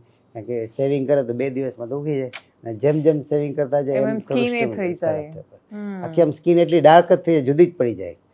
જેન્ટ્સ હેર રિમૂવલ કેમાં ખબર? બિયર્ડ શેપિંગ માટે. અત્યારે હું મેરેજમાંથી આવ્યો છું, બરાબર. એમાંથી 10 જે હતા ને એમાંથી 5 જણાએ પરમેનન્ટ બિયર્ડ શેપિંગ કરેલું. જ્યારથી કોહલી છે, વિરાટ કોહલીએ શેપ કરાવ્યું ત્યારથી એનો ક્રેઝ વધી. સેલિબ્રિટી અમારા માટે તો બહુ સારું કામ કરે છે, અવેરનેસ લાવવાનું કામ. અને બરાબર, ફૂલ બોડી હેર રિમૂવલ છે. અક્ષય કુમારે ફૂલ બોડી, એના આમ એકદમ રીચ જેવા વાળ હતા. પછી સલમાન ખાનના પણ એવા વાળ હતા. લગભગ લોકો હવે હેર રિમૂવલ કાઢે ફૂલ બોડી. હેર માટે એવું કહેવાય છે કે એ એવું આવરણ છે જે સ્કિનને પ્રોટેક્ટ કરે છે. તો એ તો આપણે જ્યારે કહેવાય ને કે દાદા પરદાદા જે ખુલ્લા રહેતા હતા ત્યારે વાનર જે છે એ એક જાતનું સ્કિનના છે 4 મોટા કામ છે. એક તો તમને એક્સટર્નલ ટેમ્પરેચર સાથે તમને ટ્યુનિંગ કરે. તમે જો જે એન્ટાર્કટિક પ્રદેશ છે એમાં બધાના જે રીચ જે હોય ને હેર બહુ લાંબા હોય, પ્રોટેક્શન માટે છે, બરાબર. કારણ કે ત્યારે હતું નહીં. સ્કિનનું કામ પ્રોટેક્ટ કરવાનું. ટેમ્પરેચર ચેન્જીસ હોય તમને એને મેન્ટેન કરીને ફીલ કરવા ના થવા તો દે. પછી તમને જો ફીવર આવે તો પછી જે ધ્રુજારા આવે શું કામ એ ટેમ્પરેચર બહાર ફેંકે કે અંદરનું ટેમ્પરેચર એને 37 ડિગ્રી મેન્ટેન મેન્ટેન રાખવું પડે, કરવાનું છે. બરાબર. એટલે એ પછી સ્કિનનું બીજું કામ છે કે જે છિદ્રમાંથી કચરો બહાર ફેંકવાનો, હા. બરાબર. વિટામિન ડી સિન્થેસિસ બને. વિટામિન ડી તમે તડકામાં બેસો તો જ બને, કાં તમારે ટેબ્લેટ લેવી પડે, અને ખોરાકમાં બહુ નહીં આવે કે કાં તડકાથી વધારે આવે. અને પાંચમું જે છે સાયકોસેક્સ્યુઅલ, સારી સ્કિન હોય તો ગમે, સારી સ્કિન હોય તો નહીં. નહીં ગમે. અત્યારે તમે જુઓ દેવાંશી, આખું છે ને આખું આમ ચેન્જ થઈ ગયું છે. મેટ્રોમોનિયલમાં છે ને હા. પહેલાં શું છે 4 ફેક્ટર જોતા. સૌથી પહેલાં શું છે કુટુંબ કેવું છે, ખ્યાલ આવે. બીજો ફેક્ટર એવું છે કે છોકરો કેવો છે અથવા કેરેક્ટર કેવું છે. થર્ડ છે કે કેટલું કમાય છે. અને પછી ચોથું કે કેવો દેખાય છે અથવા કેવી દેખાય છે. હવે સાયકલ રિવર્સ થઈ ગયું. હવે કેવી દેખાય છે, કેટલું કમાય છે. છોકરાને પહેલા છે ને ફોટો જોઈને માન જ જોઈ. મારી પાસે એવું છે કે આખું બધા કુટુંબને કન્ફર્મ હતું, પણ છોકરી જ્યારે જોઈ ત્યારે કંઈક સમાવ ડલ હતી તો છોકરાને ગમી નહીં. તો મેં પછી 2 મહિનાનો સમય લીધો અને છોકરીને એવી હિરોઈન જેવી કરી દીધી. પછી એની યાર જ મેં પહેરાવી છોકરા સાથે, ખ્યાલ આવે. હવે એનાથી આની સાથે ઘણા વ્હાઇટ સ્પોટ છે ને સફેદ ડાઘને લીધે પણ અમે ઘણા ઘર તૂટતા જોયા છે, ડાયવોર્સ થાય, લગ્ન ન થાય, અથવા ઘરમાં એકને સફેદ ડાઘ હોય તો બીજા 2ના લગ્ન ન થાય, એવું પણ બહુ થાય છે. કેમ કે પેલું એ કોડ છે ને એવી બધી મનમાં ગ્રંથિઓ બાંધી દીધી છે. એટલે સ્કિન ડિસીઝમાં છે ને આ બધું બહુ ધ્યાન રાખવું પડે કે બધા જેનેટિક કેવું બધું પીળું સોનું નથી હોતું, એમ બધા વ્હાઇટ સ્પોટ છે એ વિટીલિગો નથી હોતા. એટલે અમુક વસ્તુ એલર્જીથી થયા હોય, કોઈ રિએક્શનથી થયા હોય, કોઈ બીમારીથી થયા હોય, કોઈ કેમિકલ્સથી થયા હોય, કોઈ ખાણીપીણીની ગડબડથી થયા હોય, અમુક જ ઓટોઇમ્યુન ડિસીઝ હોય, અમુક જ જેનેટિક હોય છે. એટલે અમે હું આઈડેન્ટિફાઈ કરીએ અને હંમેશા છે ને આગ નાની હોય ને તો બુઝાવી હેલી પડે. એવી રીતના સફેદ ડાઘમાં છે ને જ્યારે અર્લી ટ્રીટમેન્ટ લે ને તો જ એ સારું રહે. નહીં તો શું થાય કે પછી અહીંયા દવા લે, અહીંયા દવા લે, આયુર્વેદિક લે, પછી કોઈ દેશી દવા ચોપડે ને તડકામાં બેસાડે, ફોલાવે, પછી આખા બોડીમાં ફેલાઈ જાય, પછી અમારા હાથમાં પણ ન રહે. એટલે અર્લી ટ્રીટમેન્ટ, અર્લી ડાયગ્નોસિસ કોઈ પણ ડિસીઝમાં સૌથી ઇમ્પોર્ટન્ટ વસ્તુ છે. ઓકે. નાના બાળકોને હમણાંથી હું જોઈ રહી છું એ લોકોને પણ સફેદ ડાઘ થતા હોય છે. એ ન્યુટ્રિશનની ન્યુટ્રિશન ડેફિશિયન્સી અને ડ્રાય સ્કિનને લીધે થાય. એટલે યુવી રેસ ડ્રાય સ્કિન હોય તો યુવી રેસ થોડુંક તડકામાં ફરે એટલે પેચી સ્કિન થાય. પણ એ તો બરોબર મોઇશ્ચરાઇઝિંગ અને સનસ્ક્રીન ને વિટામિનનું સિરપ લે ને તો થઈ જાય. એમાં કોઈ પેલું વિટીલિગો નહીં હોય, એ ખાલી એને ડિસ્ક્રોમિયા કહેવાય. સાદા કરોળિયા જેવું દેખાય તો પણ થાય, અને એ સિઝનલ હોય, વિન્ટરમાં વધારે દેખાય. હેરફોલ બહુ જ મોટી સમસ્યા છે અત્યારે. અને કાલે તો મેં ઓપીડી શનિવારે જોઈ, મેં લગભગ કેટલા 70 પેશન્ટ જોયા, એમાં 40 પેશન્ટ હેરફોલ ના હતા. એટલે અત્યારે વિન્ટરમાં અમે હેરફોલ વધી જાય, બરાબર. વિન્ટરમાં છે ને હેરની શેડિંગ જે યુઝ્યુઅલી આપણે 50 to 100 હેર ડેઇલી સેટ થતા હોય, એ નોર્મલ હોય. એની જગ્યાએ 150 પ્લસ થવા માંડે, પણ એ રિવર્સિબલ પાછા આવી જાય. પણ લેડીઝમાં પ્રોબ્લેમ જાય બાલ લાંબા અને આવે પછી નાના. એટલે અહીંયા ધીરે ધીરે જથ્થો ભરે છે, પણ પેલી પાછલા વાળ નાના સંકોચાતા. કારણ કે આ વાળને ત્યાં પહોંચતા 1.5 થી 2 વર્ષ થાય. ઓકે. જાય આખો આવી જાય રિવર્સ, એને થતા વાર લાગે ને. પછી બિચારી કટ કરતી કરતી કરતી નજીક આવી જાય. હેર ફોલિંગ માટેના છે ને 5 રીઝન કોમન છે. સૌથી પહેલા તો એમાં પણ જેનેટિક આવે, મેલ પેટર્ન, ફિમેલ પેટર્ન. મેલમાં છે ને અહીં ખાંચો પડે, પછી અહીં પાછળ ઓછા થાય, પછી આ પાછલો પાર્ટ આગળ વધે અને આગલો પાર્ટ પાછળ વધે, એટલે આટલું ઉડાડી જાય. તો જે પાછળના અને સાઈડના બાળ ક્યારેય નહીં જાય. એટલે જ્યારે ટ્રાન્સપ્લાન્ટમાં અહીંથી બાળ લઈને અહીં રોપી દઈએ. અને ફિમેલમાં પેટર્ન ઊંધું, ફિમેલની છે ને હેરલાઇન ઇન્ટેક હોય, અહીંયા આગળ ઉપર હોય તો વચ્ચેથી ઓછા થઈ જાય. એ લોકોના સાઈડના અને પાછળના ઇન્ટેક હોય, પણ આ બાળ જતા રહે. તો એમાં ગ્રેડ 1, ગ્રેડ 2, ગ્રેડ 3. ગ્રેડ 1માં સ્કિન દેખાવા માંડે, અને ગ્રેડ 2માં એ પોર્શન વ્હાઇટ થતો જાય, અને ગ્રેડ 3માં તો આખું લીસું થઈ જાય, ખાલી હેરલાઇન જ વધે. અને જે મેઇલમાં ગ્રેડ 7 હોય, અર્લી સ્ટેજ હોય, લેટ સ્ટેજ અને જે એડવાન્સ સ્ટેજ. એડવાન્સ સ્ટેજમાં તો ટ્રાન્સપ્લાન્ટ જ આવે, એમાં કોઈ દવાથી નહીં મળે. તો જીનેટિક પાર્ટ થયો. હોર્મોનલ, એમાં પણ હોર્મોન્સ આવે કે હોર્મોનલ જે કહેવાય ને પીસીઓડી જે ફિમેલમાં હોય છે, એમાં બાલ અહીં ઓછા થઈ જાય અને અહીંયા આવે. જ્યાં ન ઉગવાના અહીંયા ઉગે, અને જ્યાં રાખવાનું અહીંયા ઓછા થઈ જાય. અને એવું છે જેન્ટ્સમાં જેને ફૂલ બોડીમાં બાલ હોય ને અહીંયા ઓછા હોય. સાચી છે. હા.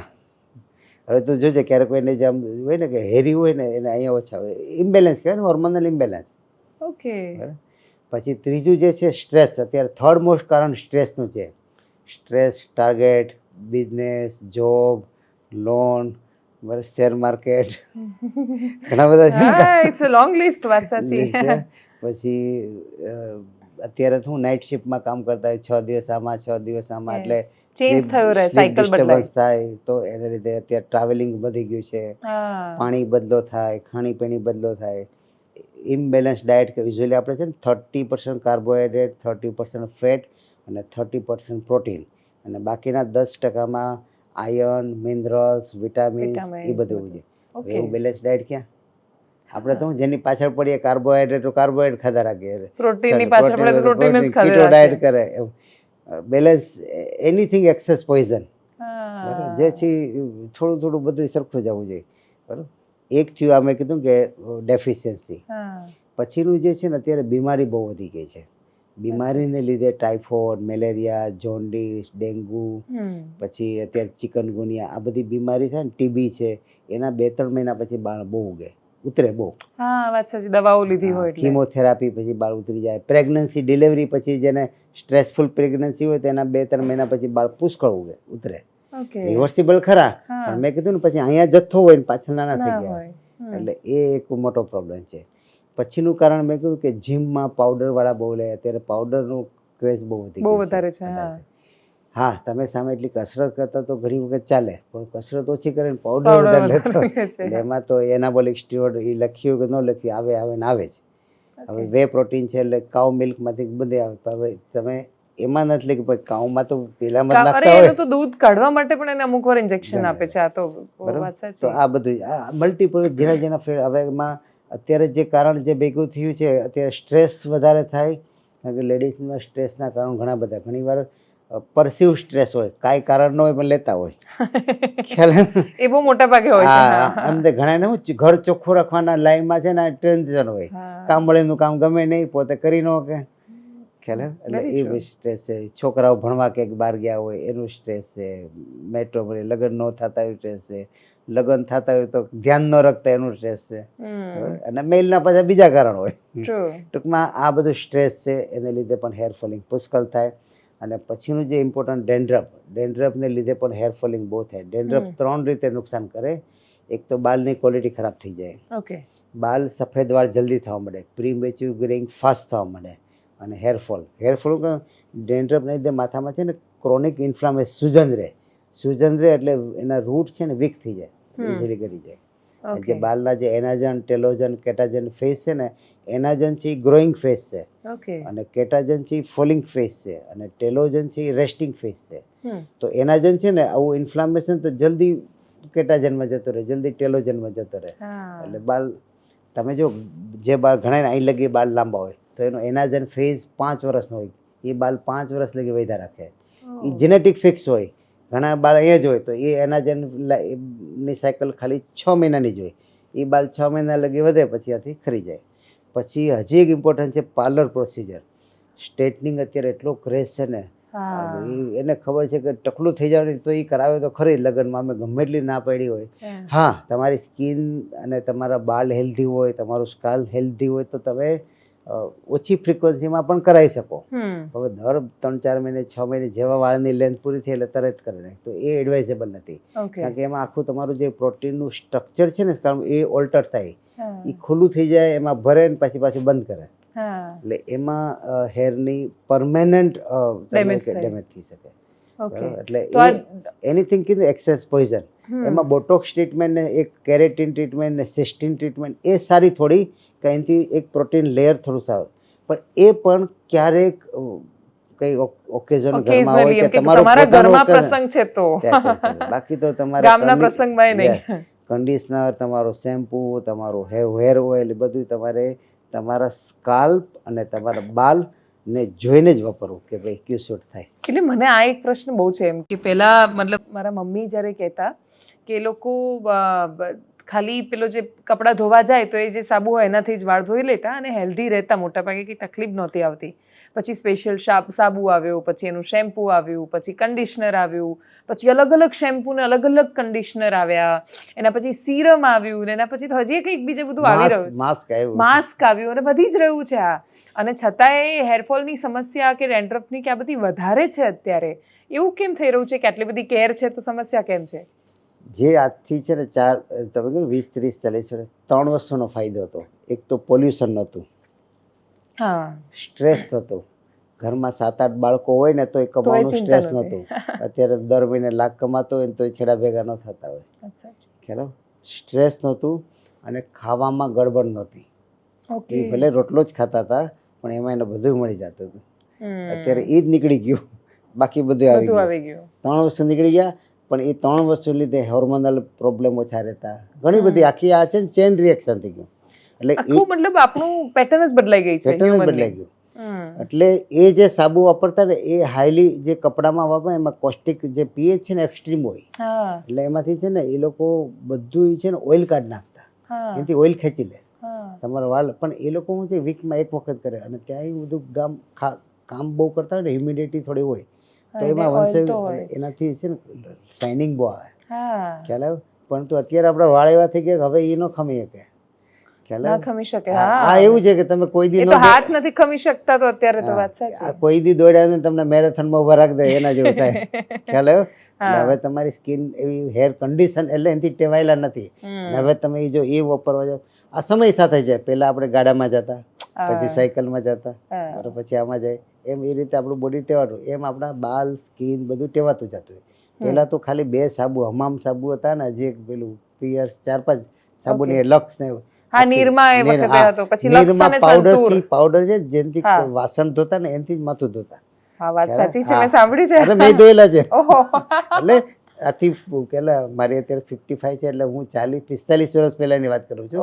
ત્યારે બધાને લાઈનમાં બેસાડી દે ને બધાને એનાથી જ ધોઈ દીધા. મને એ પ્રસંગ હજી યાદ છે, કારણ કે એ મારા આંખમાં ગયું હતું. એટલે મને યાદ આવ્યું, કારણ કે જે રેડ થઈ ગઈ હતી ને એનાથી. પરંતુ સમય સાથે જયારે એ હતું એનું આ એવું છે કે આઈફોન 16 આવ્યું છે, પણ 12 હતું તો 12 વાપરવું પડે ને. 16 ની રાહ નહીં જોવાય ને. એટલે સમય સાથે તમારે બદલાવ જરૂરી છે, એમ પ્રોડક્ટ પણ સાથે બદલાવ જરૂરી છે. ઓકે. અને આ લેઝર ને બાકીની બધી જે ટ્રીટમેન્ટ થાય તો શું એનાથી સ્કિનને કોઈ નુકસાન થતું હોય છે? મેં કીધું FDA એપ્રુવડ ડિવાઇસ હોય, 4 વસ્તુ જોવાની. એક તો ક્વોલિફિકેશન, તમને ટ્રીટિંગ ડોક્ટર કોણ છે, એનો સ્ટાફ ટ્રેન છે કે નહીં, મશીન સારું છે કે નહીં.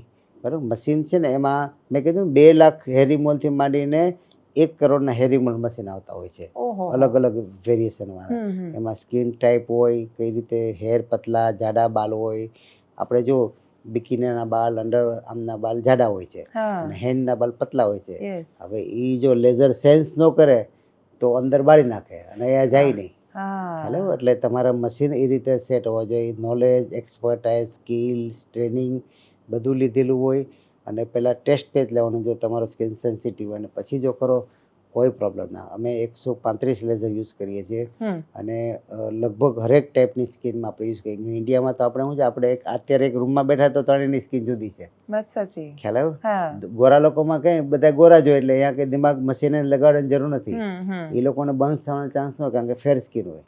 આપણી સ્કિનમાં બર્ન્સ થવાનો ચાન્સ શું કામ કે આપણી ડાર્ક સ્કિન હોય. લેઝર જ્યારે ફાયર કરે તો ઉપરના પાર્ટમાં વધારે એબ્ઝોર્બ થાય, નીચે ઓછું થાય.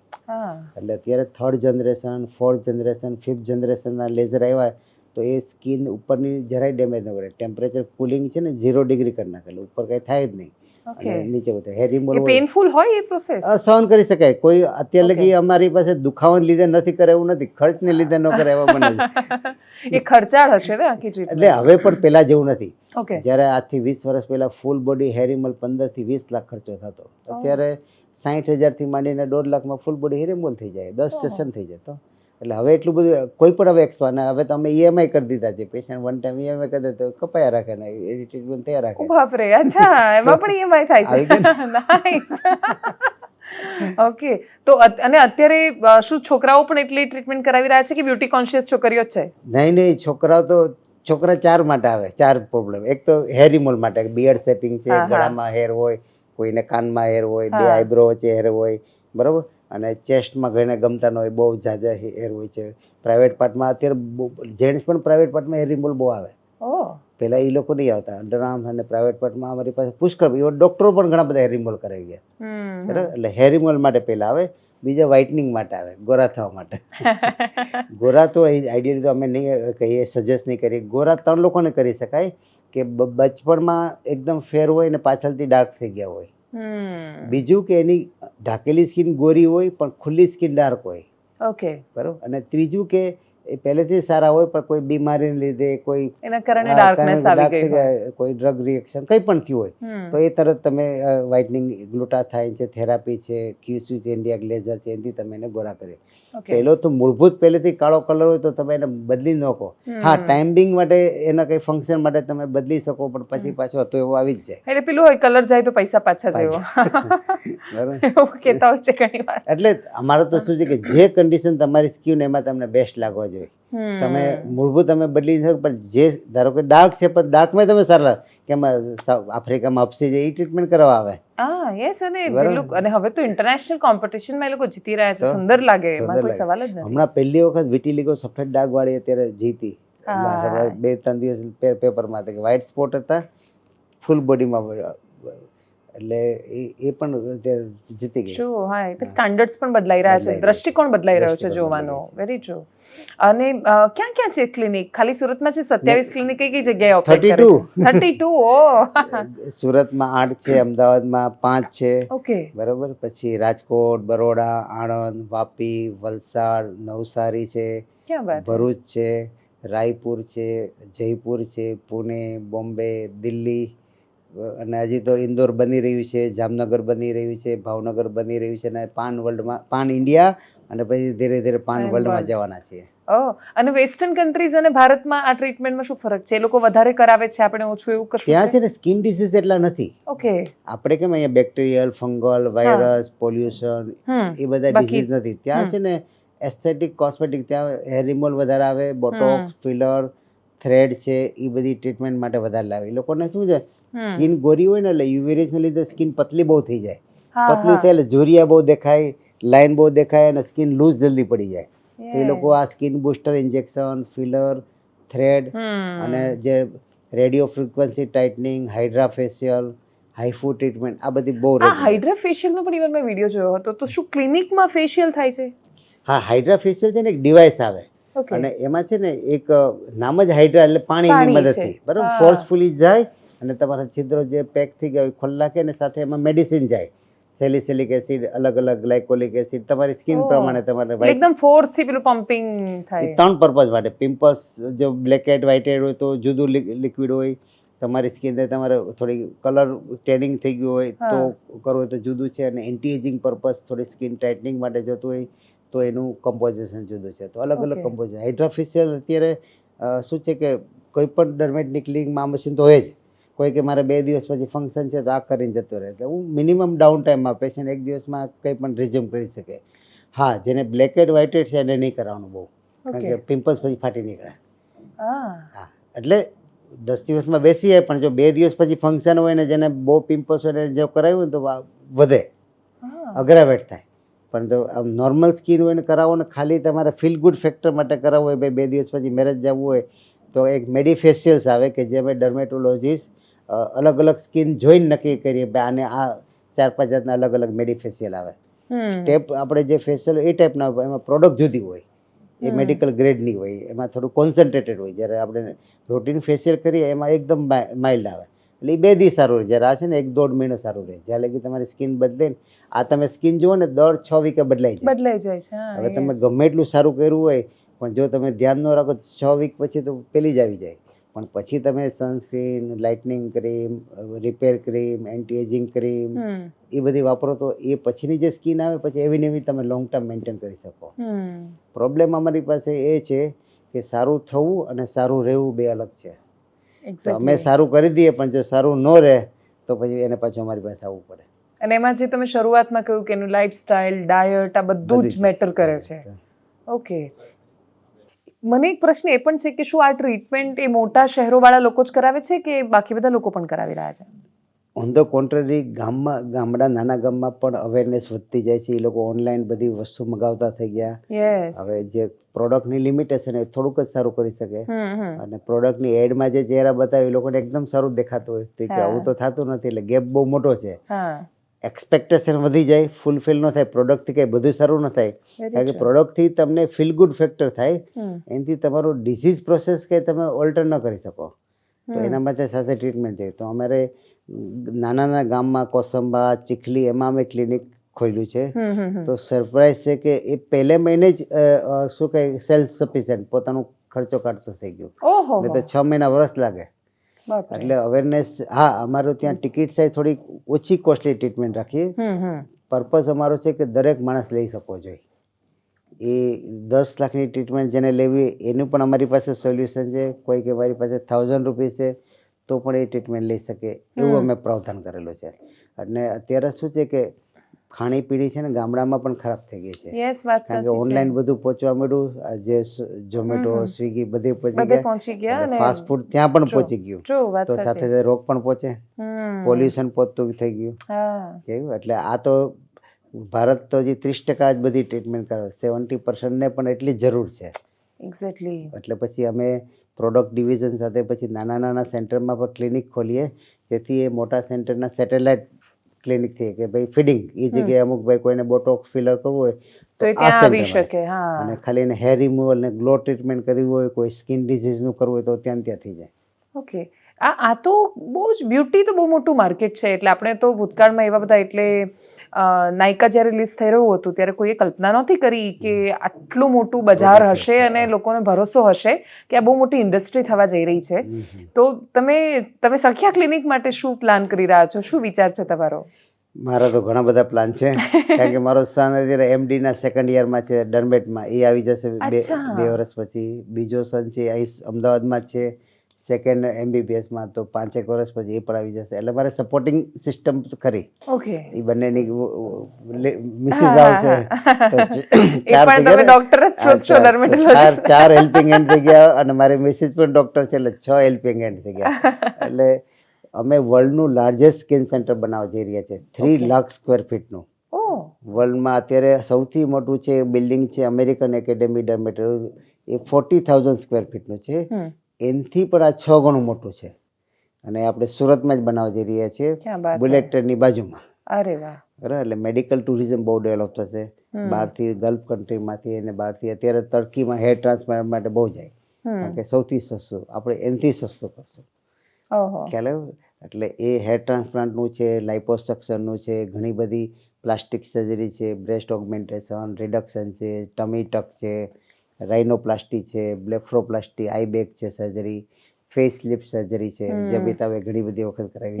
તો આવી બધી સર્જરી અમે એક જ છત નીચે, પછી અમે 20,000 નાના સેટેલાઇટ જે ક્લિનિક છે પાન ઇન્ડિયામાં, 20,000 જે ગામની વસ્તી 10,000 થી 50,000 ની વચ્ચે હશે દરેક જગ્યાએ ખોલી નાખશું.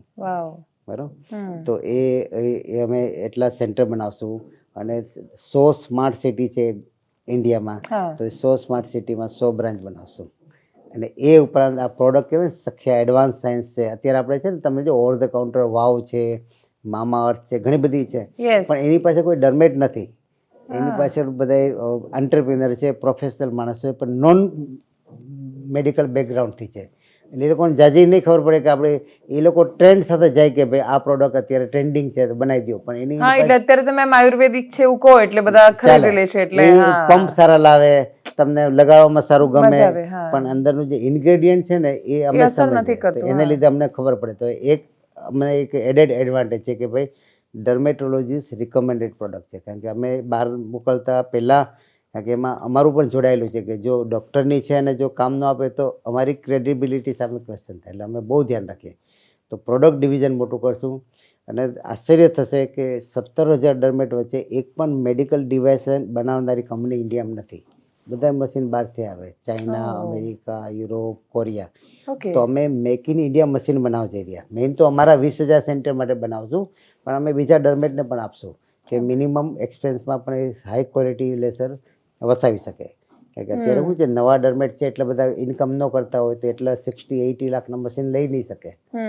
તો પછી થોડા તમે મેક ઇન ઇન્ડિયા બનાવો તો કોસ્ટ પણ 1/3 જેટલી થઈ જાય, ઓકે. તો તમે આપી શકો. હા, કેમ કે પેલા તો ટેક્સમાં જેટલા પૈસા જતા રહે કસ્ટમ તમારા. ડ્યુટી અને પછી મેક ઇન ઇન્ડિયા કરો તો ગવર્મેન્ટ પણ સપોર્ટ કરે હેલ્પ છે. કરે, વાત સાચી. Yes. તો એ કરશું. અને સૌથી ઇમ્પોર્ટન્ટ છે, અમે છે ને અમારું ઇન્ટરનેશનલ ડિવિઝન ચાલુ કરશું. એટલે પહેલાં ગલ્ફ કન્ટ્રીમાં, પછી આફ્રિકન કન્ટ્રી, અમેરિકા, યુરોપ અને પછી ફાર ઇસ્ટમાં, ટૂંકમાં 5 વર્લ્ડમાં અમારી બ્રાન્ચીસ ચાલુ કરવા જશું. Very true. એટલે આ પોસિબલ છે. પહેલાં Yes. કોઈને લાગતું નહોતું, પણ આ પોસિબલ છે. અમે અને બીજું કે નેક્સ્ટ યર અમારો આઈપીઓ આવશે, આહા, એટલે લોકોને પણ સાથે પાર્ટનર બનાવશું. ક્યાં બાત છે. બધાને ખાસ તો અમે છે ને પ્રેફરન્સ શેર અમારી જ્યાંથી ટ્રીટમેન્ટ લીધી હોય ને એ લોકોને અમે વધારે પ્રેફરન્સ આપું શેર આપવામાં. ક્યારે મારે 5 લાખથી વધારે પેશન્ટ છે. હા, એટલે એ ભરે આઈપીઓ તો થઈ જાય. બરોબર, એ લોકોને ખ્યાલ આવે ને. બરોબર, એમાં ખાસ તો છે ને દરેક મિસિસ મારી પાસે ટ્રીટમેન્ટ લાવે, મિસ્ટર કોઈ ટ્રીટમેન્ટ ન લાવે. એટલે મિસ્ટરને એક મોકો આપીશ કે તમે તમારી મિસિસ મારે ત્યાં જેટલા ખર્ચ કર્યા ને એ તમને રિકવરીનો ટાઈમ મળશે, કે આમાં જ તમે કમાઈ શકશો. તો આ તો બહુ ઇન્ટરેસ્ટિંગ છે. આમ જનરલી કોઈ ડૉક્ટરને નથી પૂછતું, પણ હું એટલે પૂછી રહી છું તમને કે તમે ડૉક્ટરની જેમ વિચારી જ નથી રહ્યા. આખી આ જર્ની એન્ટરપ્રેન્યોર્સની જર્ની હોય રીતે તમે એને જોઈ રહ્યા છો. તો અત્યારે ટર્નઓવર શું છે સખ્યા ક્લિનિકનું? ટર્નઓવર તો ઘણું બધું છે. 32 બ્રાન્ચીસ છે. ટર્નઓવર તો અમે 5,000 કરોડ લગી પહોંચાડી દઈશું 3 વર્ષમાં. એની જે માર્કેટ કેપ છે ને, એટલે એ બહુ ફાસ્ટ જશે, કારણ કે વર્ટિકલ ઘણા બધા ડેવલપ થઈ રહ્યા છે. અને ખાસ તો હું છે ને 1 વીક છે એમાં 4 દિવસ હું પૂરેપૂરો ડૉક્ટર હોઉં છું. સવારથી સાંજ લગી પેશન્ટ. એ દિવસે કોઈ મને બીજું નવી બ્રાન્ડનું પૂછવા આવે, બિઝનેસ રિલેટેડ પૂછવા આવે, તો હું કોઈ જવાબ ના આપું. અને વેનસડે અને ફ્રાઈડે ખાલી એડમિનિસ્ટ્રેશન કામ. એમાં કોઈ મને સ્કિન પ્રોબ્લેમ પૂછે તો હું જવાબ નહીં આપું, કારણ કે ત્યારે મારે આત્મા અંદર ઘુસાડવો પડે ડૉક્ટરનો ખ્યાલ. એટલે 3 દિવસ હું છે એડમિનિસ્ટ્રેશન કામ કરું અને 4 દિવસ છે ક્લિનિકલ હાર્ડકોર. અને તમને આશ્ચર્ય લાગશે કે અમારા કેટલા 35 ડૉક્ટર છે, એમાં સૌથી વધારે કામ હું કરું છું. ઇવન હું 4 દિવસ કરું છું તો પણ સૌથી વધારે કામ હું કરું છું, કારણ કે તમે કહ્યું કે હાલે તમે 70 પેશન્ટ્સ જોયા, એટલે ઇટ્સ અ બિગ નંબર. 70 દર્દીઓને જોવાય તો એ પ્રોસિજર સાથે. પહેલા તો હું 250 જતો, ત્યારે પ્રોસિજર નહોતી. 250 200 પેશન્ટ આરામથી સવારે 8 વાગ્યાથી રાતે 1 વાગ્યા લગી કામ કરતો. ઓહો. મેં છોકરાને છે ને આમ લાંબા થતા જોયા છે. સવારે ગયો ત્યારે હુતા જોઈ, રાતે આવું તે હુતા જોઈ. ખ્યાલ ઊભો ગ્રોથ ઓછો જોઈએ છે. એટલે મહેનત પણ બહુ કરી છે. 18 જે મને જે ઓળખતા હોય મારી સાથે ડર્મેટોલોજી, એને ખબર છે કે એટલી મહેનત કરી છે કે મેં જે શરૂઆતમાં 15 વર્ષ છે ને એ મેં 18 કલાક કામ કરેલું છે. એનું મને ફળ અત્યારે મળે છે. અત્યારે નવા ડર્મેટોલોજીસ્ટને, એટલે જ કોઈ પણ જે એન્ટરપ્રેન્યોર ડર્મેટોલોજીસ્ટને ખાસ એ કહેવાનું કે હાર્ડવર્કનો કોઈ ઓલ્ટરનેટિવ નથી, કોઈ શોર્ટકટ નથી. અને અત્યારે હું કે નવી જનરેશનમાં પેશન્સ નથી. આજે ક્લિનિક કરી રાતોરાત આઈપીઓ લઈ દેવો છે.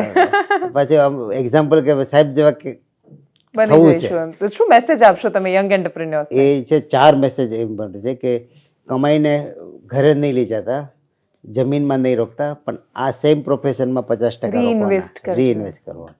એ બહુ ઇમ્પોર્ટન્ટ છે, કારણ કે રીઇન્વેસ્ટમાં તમે સારી મશીનરી લઈ શકો, ઇન્ફ્રાસ્ટ્રક્ચર સુધારી શકો, સારા સ્ટાફ લઈ શકો, થોડું માર્કેટિંગ અવેરનેસ લાવી શકો. બીજું કે વર્ક પાછળ પડવાનું, પૈસા પાછળ નહીં. પૈસા બાય પ્રોડક્ટ છે. કામ પાછળ પડશો તો પૈસા તો ઓટોમેટિક આવશે. ખાલી પૈસા પાછળ પડશો તો એટલા જ આવશે. એટલે પહેલાં ડિસપ્રોપોર્શન આવશે. એ મારા જે ગુરુ છે ને ડૉક્ટર કે આચાર્ય મને કીધેલું આજથી 25 વર્ષ 27 વર્ષ પહેલાં, આજે પણ ફોલો કરું છું. ત્રીજું કેરેક્ટર બહુ ઇમ્પોર્ટન્ટ છે, કારણ કે અત્યારે જે સમય બહુ ફાસ્ટ ચાલ્યો છે, ગમે ત્યારે લપસી જવાય. તો આ કેરેક્ટર છે ને તમારે, કારણ કે એ તમારી બિંગ મેડિકલ ફિલ્ડમાં તો એ તમારી શું કે ગ્રોથ તો આઈડેન્ટિટી કહેવાય. એ તૂટે ગમે એટલા પૈસા તમે કમાશો એની કોઈ વેલ્યુ નથી. ખ્યાલ. અને એક જે છે ને લોકોને સાથે ચાલીને રાખવાનું. હું બધું કરું છું એવું નહીં. ટીમ બિલ્ડિંગમાં તમારે થોડું ધ્યાન રાખવાનું. બધાને એટલો જ ઇમ્પોર્ટન્સ કરવાનું. ટીમ બિલ્ડિંગ બહુ જરૂરી છે, કે એકલો માણસ બધું નહીં કરી શકે. બરાબર ને?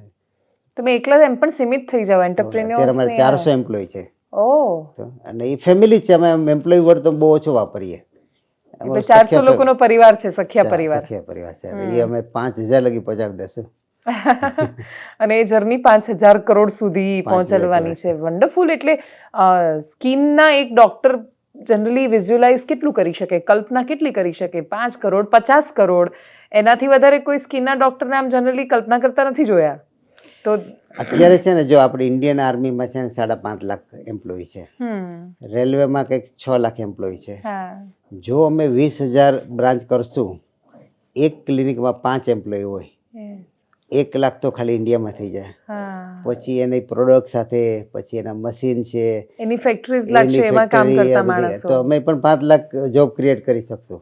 તો ગવર્મેન્ટે તમને તો બહુ ફેસિલિટી આપી છે કે 5 લાખ જોબ ક્રિએટ કરી શકો જો તમે 5-10 વર્ષમાં.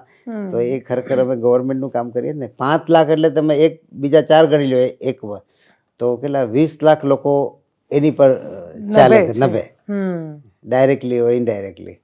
Very true. અને એ યંગસ્ટર્સ, તમારા પેશન્ટ્સ, જે લોકોને આ બધી સ્કિનમાં બહુ જ બધી સમસ્યાઓ છે, આ ટ્રીટમેન્ટની તલાશમાં હોય છે, એ લોકોને શું કહેશો તમે?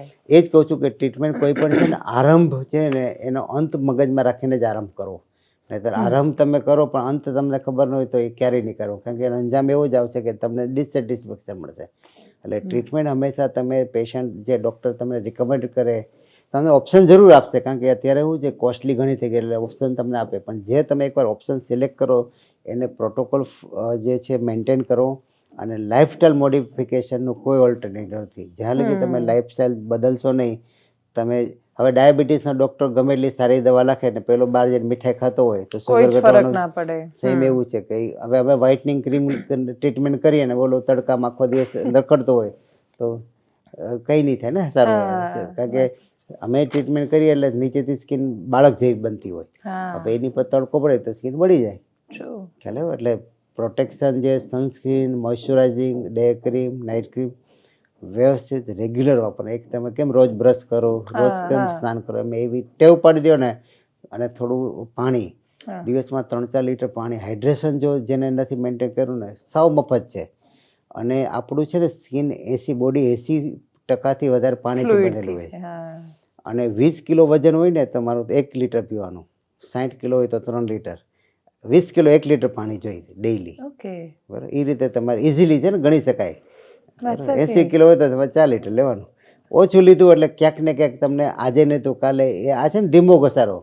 આજે તમે કઈ 10 લીટર પાણી પી ગયા તો કાલ સારું થઈ જાય, એમ નહીં આવે. બરાબર? ગ્રેજ્યુઅલી સ્ટેડી કરી તમારી સ્કિન તમે જો લાંબો સમય સારી રહેતો. અને જો એજિંગ ખાલી 100 વર્ષ નથી, 125 જીવે છે, 115, 160 જીવેલા છે, દાખલા છે. અને આપણા ઋષિમુનિ તો ઘણું જીવેલા છે. એટલે એજ ફેક્ટર એવું છે કે જો તમે કેર રાખો તો ખાલી સ્કિન નહીં, તમે આખા તમે સારા રહી શકો.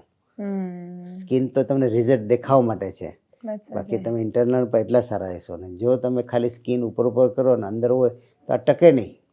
તમે જો થોડાક ડાયરિયા થઈ ગયા હોય ને પેશન્ટના ચહેરા પર ખબર પડી કે આને કંઈક બીમાર છે. હા, રાત્રે ઊંઘ ના આવી હોય તો ડાર્ક સર્કલ્સ દેખાય છે. સ્કિન તરત રિફ્લેક્ટ કરે.